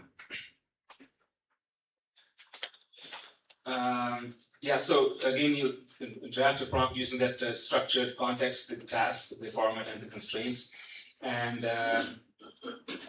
test it. So you can write it yourself and then test it with that subject in mind or whatever, and then see how the results are, and then you can refine it. You might find out that it lacks in context, for example, or the task is not well defined, or the task has another part that I did not mention. Now let me add that to make the task more clear and so on. And then the results are going to reflect in your depth of the depth and breadth of the prompt that you're asking. Any questions?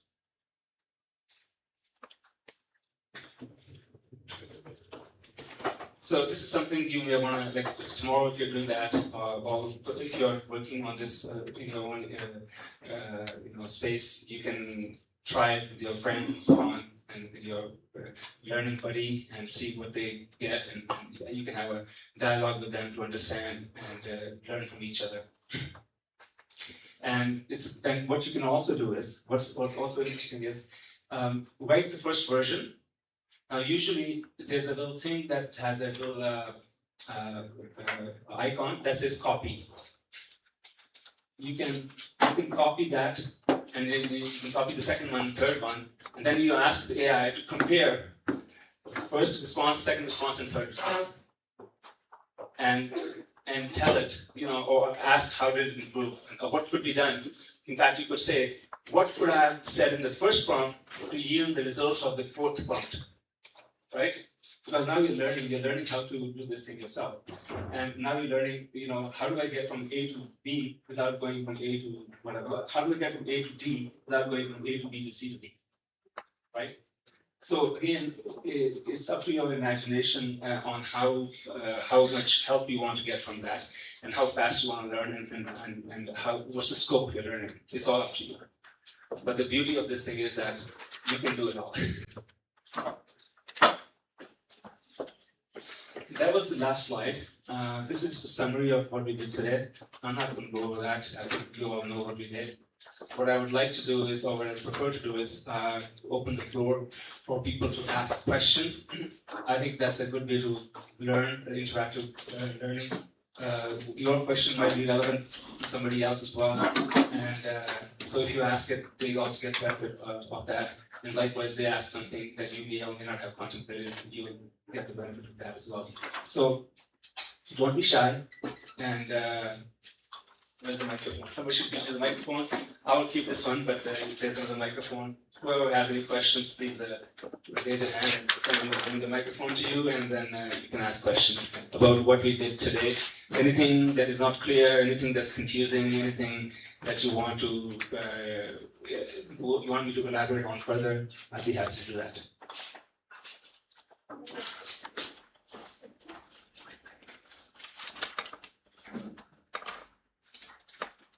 Colleagues, it's time for question and answer. You could be having something you want the professor to clarify.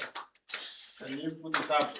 Maybe I can read the floor and ask Professor a question here. You talked about anonymizing the data. I don't know whether you could explain a little bit on how you put your data anonymous. For example, you are writing a letter and you put that letter in ChatGPT. And the letter has information that can link it to Chuka University, for example. How do you avoid maybe ChatGPT to have a record of what is there and associate it with Chuka University? Then maybe you could answer the two. We have seen that we have hallucinations in what AI can generate, which for sure it is there. Sometimes you try to get some information from AI and it gives you false information with false in-text citations, and when you try to ask the AI to give you the sources, it doesn't give you the sources. How would you minimize the hallucinations, especially whenever you want to get some new information from AI? Okay, so let me take the very first one about anonymizing. Again, I can give you an answer, but the better answer is going to come from AI. And the reason is it's going to be far more comprehensive and detailed than I can give you. So what I would do, I'll tell you how to get that answer. And that way, you will learn more, and you'll be able to use it again and again and again for other things. Right? So I'm a strong believer in that old Chinese proverb, don't give them a fish, teach them how to fish. Right? And that way they can be self-sufficient. If you just give them a fish, that's good for the day or whatever, for that meal. But after that, they still want fish more about the day after. But if you teach them how to fish, then you have made them self-sufficient. So here's what I would do. What I would do is I would go to ChatGPT or Claude or whatever, doesn't matter, because you pretty much get the same kind of answer. You should say, you are, so again, audience. So let's use that format. Let's use that model. So you can say you are a professional in HR department that looks at people's compensation, for example. Right? So you define the context. You say you're that, and your job is to analyze companies' payroll data for last month. However, you want to anonymize that data set so that it maintains the confidentiality and privacy. Show me how to anonymize. Give me detailed steps on what to do. If you were to put that prompt in there, and then you can add some more things to that also. Like you can say the output should be Excel again, like you bring Excel or whatever. Or you could say the output should be in PowerPoint format that shows the analysis. That's the question, and so on. But the real question here was not that. The real question was how to anonymize data, how to use this anonymizing capability. And so if you ask it, it will tell you. So what it does is it will say, for example, it will say, can you identify data elements that are personally identifiable? And it will give you example. For example, person's name. Obviously, that is a key point that you want to anonymize. Their age, maybe their gender, unless you're doing a comparison on genders, difference in age and all that. Their phone number, their email address. Anything that can link the results to that person. Because remember, we are putting salary information on the spreadsheet. So this spreadsheet, let's imagine, it has all these columns. It has the first name, last name, department, employee number, years of company, rank, seniority, blah, blah, blah, and salary and bonus from last year, and et cetera, et cetera. So now you want to do some analysis on that data set, but you want to make sure that you anonymize the information that should not be going there, because you're looking at the aggregate level. You want to see, for example, what is the ratio, what's the average salary made by a woman in that department, or with that many years of experience versus a man in that department, or with that many years of experience. Because if you're trying to figure out, hey, are we kind of the same, or is there a disparity? That's the way to do it. But you're not doing it at the individual level. You're not saying that Jane and John are two people who there's a big gap. You're doing it at the aggregate level. You're saying, as a company, if your goal is, or if you think your company is does not discriminate on basis of gender, and if a man earns something, the woman with the same qualification and same experience and so on should earn the same thing, plus or minus 5% or whatever. Right? At least it's within the range of margin of error. So if you do that, it will come back and tell you. It will say, first you run this routine, basically, which could be a macro, that basically takes the initial data set and it produces an anonymized data set. But between that, there's something that happens in between. So what happens is, let's say the first record is John Doe. It will turn that into employee 1. Second one, it will say employee 2, employee 3. So now you have basically stripped all the names and you've given them something else, which is anonymous. But you know in your table, employee 10 is Professor XYZ, right? So what happens is you create this table that will be applied to this thing to anonymize it. And then when you get the results back, you can run the same table to get the answers about what exactly these things were, right? So you can run this whole process on your own, but just ask it to walk you through. Just say, walk me through on how to anonymize data. Are there any tools available that do it automatically? Just use your imagination, ask it. And it might even give you, in fact, there are tools, but sometimes they cost money. But are there any free tools, actually? that one can use in their own environment. Because if you have to send that Excel spreadsheet to some website to do that, bad mistake. Bad mistake. Because you have all that information, that private information, confidential information has already left your environment and you are putting yourself at risk. So any anonymization that has to be done, it should be done in your own environment. It should not leave your sandbox, so to speak. Because if it does, then it's gone. Then you have violated the data protection rule. Inadvertently perhaps, but nonetheless, it's a mistake you're going to regret, right? So make sure that when if there's a tool that says I can anonymize data, you never send your information anywhere. You let the tool work on your machine or on your platform so that the data does not leave your environment. I will give you an example tomorrow also, if you like, to show you how that's done. But I just want you guys to experiment, and that's how you're gonna learn. And believe me, the beauty of AI is you will not break anything. And if you're wrong, doesn't matter, you'll get it right. And if you're wrong, it's not going to tell you, oh, that's not a very smart thing to do or whatever. It's not going to belittle you or berate you. It'll just treat you like, okay, you got this wrong. Let me tell you what the right answer is, or let me show you what the right answer is. So don't be afraid. Experiment with it. As long as you're not, like I said, as long as you're not using confidential information, play around with it and see how it behaves and how you learn from its behavior so that you can use it better. What was the second question again? The second question was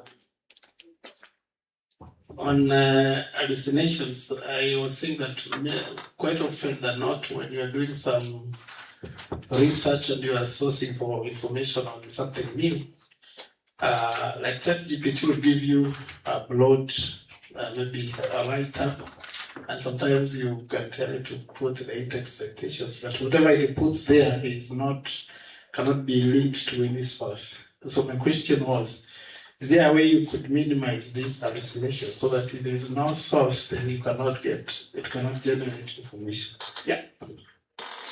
Very good question. So in fact, this is where you put that in the prompt. You would say, for example, go find academic papers written on natural language processing over the last 5 years, for example. It can do a Google Scholar search, because Google Scholar is a place where people go to. There are other places also, but let's just use Google Scholar as an example. It will go to Google Scholar and it will find papers written over the last 5 years on that subject. And you could be more precise. You could say papers written by university professors in African context, for that matter. So now it's going to ignore any papers that were written on that subject in Europe, let's say, or whatever, right? So you can be as precise as you want. And then it was going to give you sources and all that. And then you say, cite, excuse me. If it's the paper itself that you're asking for, it will bring that PDF to you. So you know that this is a real paper.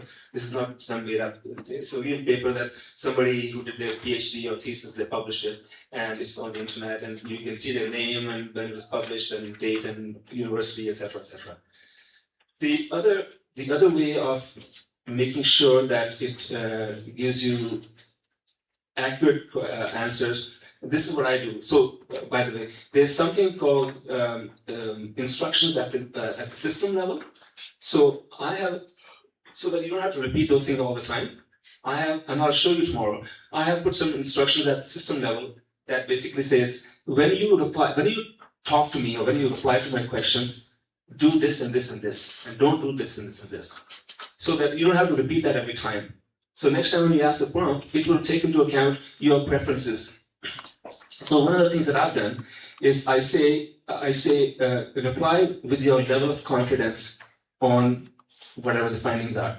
So if I say, okay, read this paper and tell me what's it saying, or ask any question, it will come back and say, I am highly confident that this is accurate. I am 50% confident on this accuracy. So the minute it labels those things as with this confidence levels, then you know. So if it's something that's 50% confident, you can choose to ignore that. You can say, you know what, I'm not taking any chances. but something you say, I'm 90% confident, you can say, okay, the chances of it being wrong are 1 in 10. Maybe I can handle that. Maybe I can't. I don't know. So you can put those parameters in the system prompt so that it will always consistently apply those things. And one of the things I have is be brutally honest if you are giving advice or something. So if you have an idea, for example, you have an idea that you want to, the AI Center wants to start a new consulting practice on AI, for example, okay? You can ask the ChatGPT that here's a new idea that I'm considering. I want you to find out all the the pros and cons, the market analysis, the opportunities, the risks, the financial commitments, blah, blah, all kinds of stuff. Because it's doing the research for you, right? You have this idea in your head, you want to do this thing, and now you need to get this data about what the market size is, what's the potential, and so on. You can ask that, and you can say with what level of confidence, and when it comes back, you will know it's that level of confidence it's using, and then you can choose to use that information or not. So that's another one. For those people who are in research and so on, if there's a certain methodology that you follow or believe in or framework that you like, you can state that. You can say, use this framework to do the analysis, whatever that is. Right? So when it does the analysis, it's going to use that framework. It's not going to use some other framework. And it's up to you, because there are lots of models and frameworks. And if there's one that is particularly suitable to your task at hand, state that, and then it will use that as a filter to give you the answers in the manner that you want. Does that help? Okay. And was there a third one also? Just okay. Anybody else? Is an opportunity now to ask questions. Can we raise the questions? Don't be shy. Don't be shy.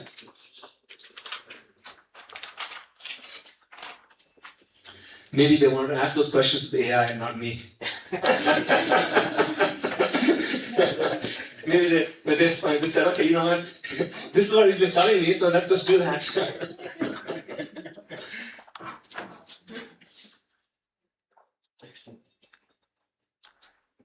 I think our silence is not basically because we do not have a lot of questions. I think that you've answered, you've presented very well, and we got to understand most of what you are saying. So not asking questions doesn't mean we are not following. Yeah, we are there, and we actually, like you said, we've asked a few, and AI is readily answering. There you go. Yeah, it's a very good presentation. Thank you. Thank you. See, you have the power. Now you're empowered to discover. You're empowered to learn. You're empowered to explore. You're empowered to test yourself. You're empowered to do all those things. You're empowered to do things that were constraints. You couldn't do it because you didn't have the time. You didn't have the resources. Now you can find time. You can find the resources at your fingertips. If there was something that you had to do manually and you do this A, B, and C to do D, now you can get the AI to help you do this A, B, and C to put it together to do the D, whatever the case might be. So that's the whole idea behind it. It's the efficiency, it's the productivity, it's the quality of output, and one thing that I did not mention, it is a risk mitigation strategy. So for example, if you're doing research on some subject, imagine if there was some research done that contradicted something. And so, for example, something has already been disproven to be wrong, but you don't know. And you have a slightly different hypothesis, and you are working on that hypothesis. Had you known that this has been, parts of that hypothesis have been invalidated, you would have taken that into account. So, by expanding your net, so to speak, you are mitigating risk. The risk of being wrong, the risk of being too narrow, the risk of really, going through something only to find out, oops, this is already done, for example. Or my conclusions are this, and somebody else has already concluded either the same thing, which is a good thing. You might say, hey, this is I just proved this is good. Or you contradict them, or they contradict you. All those pieces of information are very valuable. right?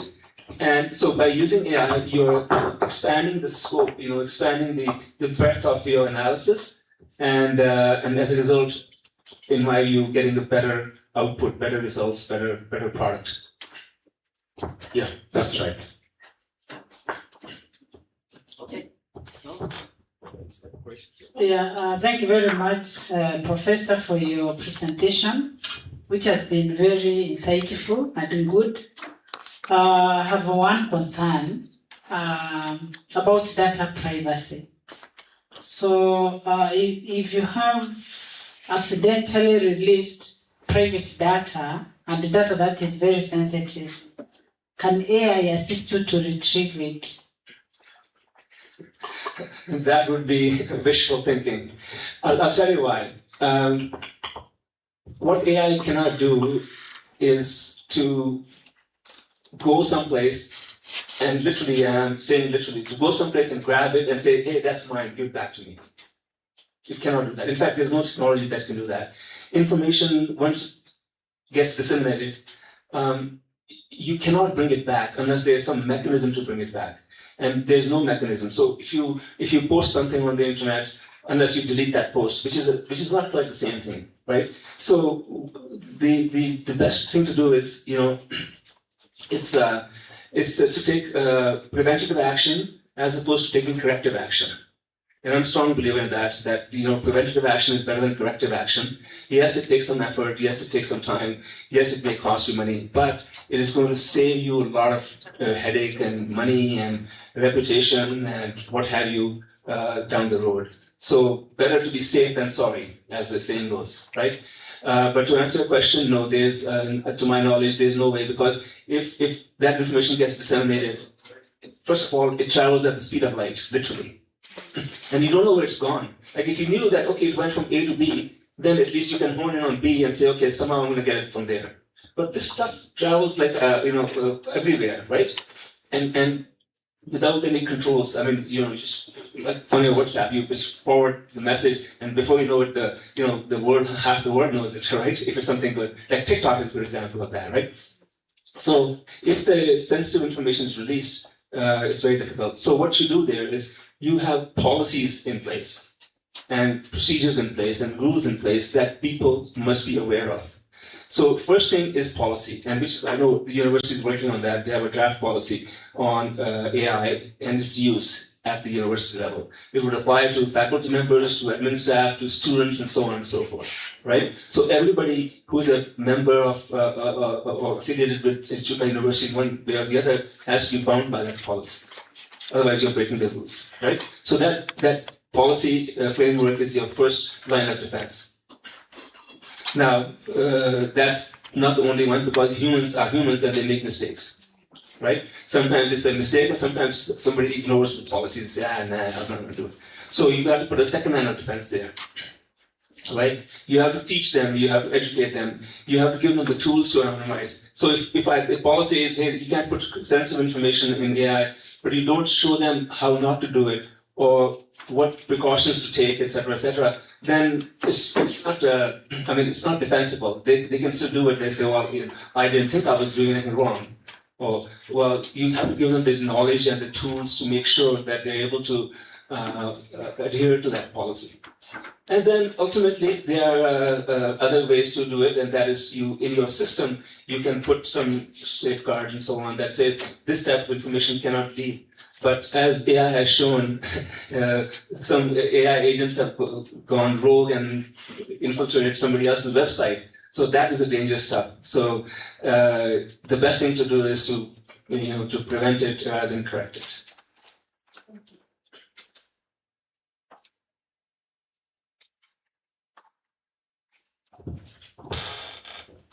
Prof, there was a concern somewhere as we were using AI, and now since you're here, you could clarify to us. Someone was telling us that, for example, when you're using ChatGPT, if you seemingly look like you're so friendly and appreciative of what it is giving you, it can give you more better responses.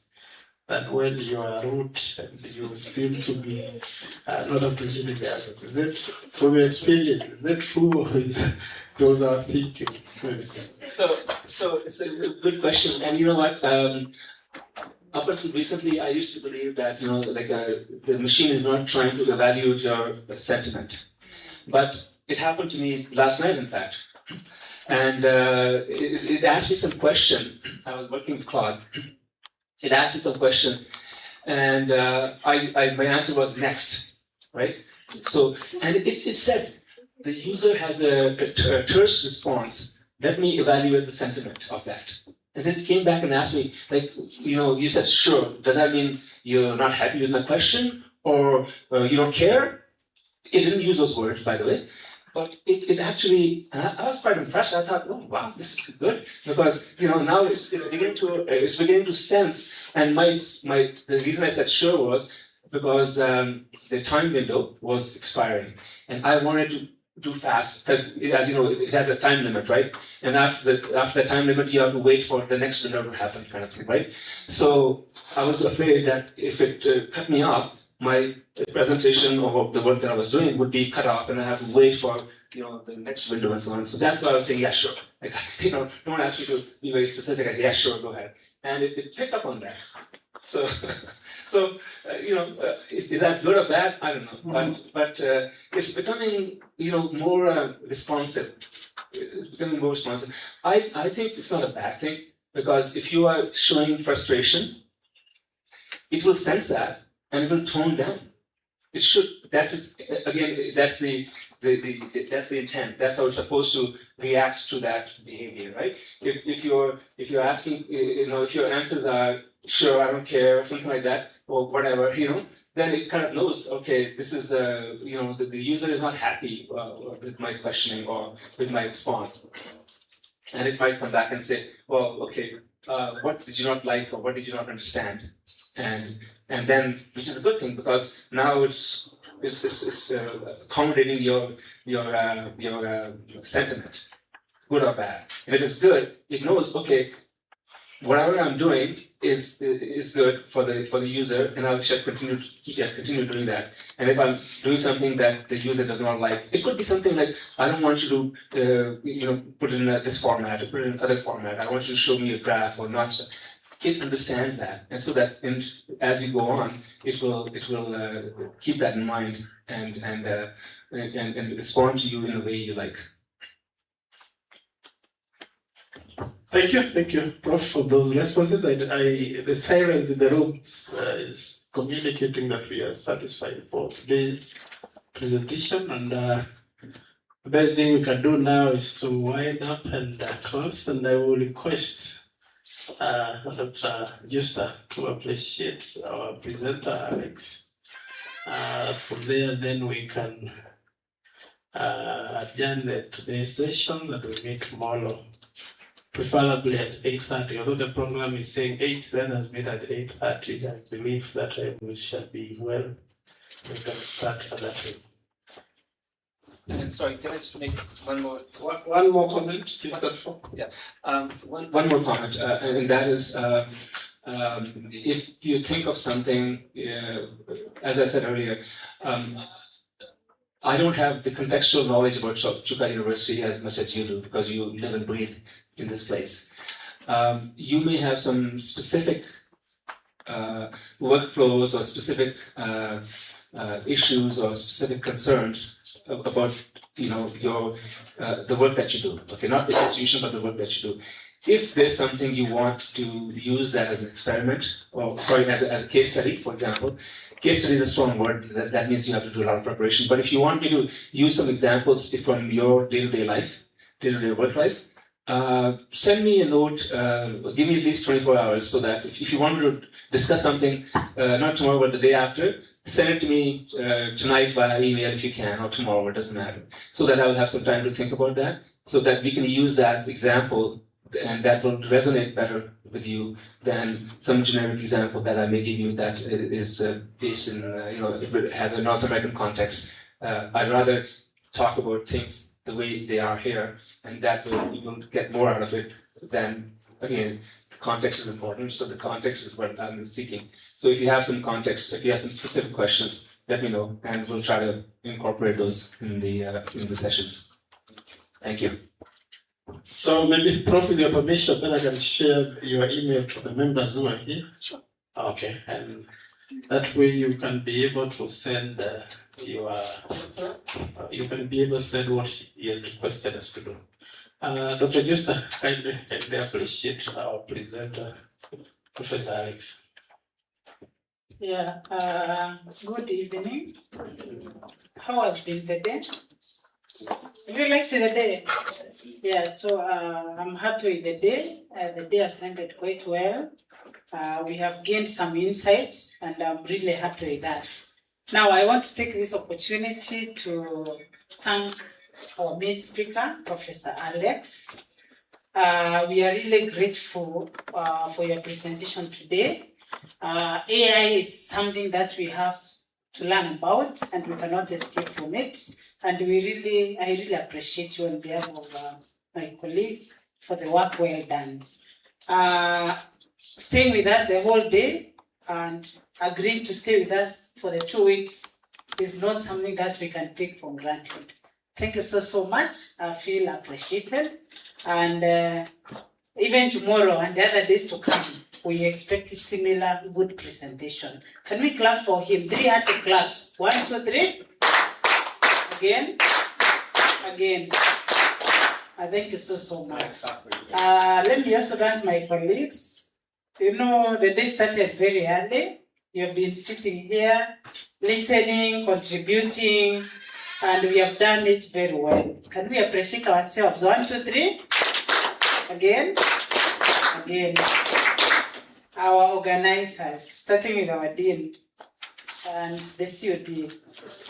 For an event to be successful, it must have been organized well, isn't it? Sidio, can we appreciate our leaders? 1, 2, 3. Again. Yeah, thank you so much. I hope at the end of the day, we shall have gained our expectations. Thank you so much. Thank you, Dr. Justa. And now I want to request Dr. Ken Kelvin to close this session with a word of prayer. Kindly, Dr. Ali Kelvin.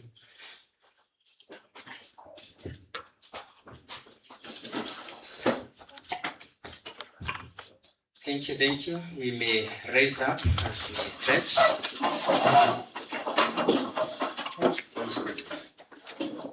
We pray. Dear Lord, we are grateful. We appreciate your mercy and grace that has carried us the whole day from morning. We pray that, Lord, you be in us, you guide us, even in this training. We have seen your hand. You've given us power, knowledge, even to comprehend. We are grateful. From this place, Lord, some will travel. I pray that, Lord, you give us the traveling journey mercies. Some are going to attend to many other activities, and pray that, Lord, you continue giving us energy, guidance, insight, even to attend to those other activities. Continue guiding us, continue keeping us safe. We pray this in Jesus' name. Amen.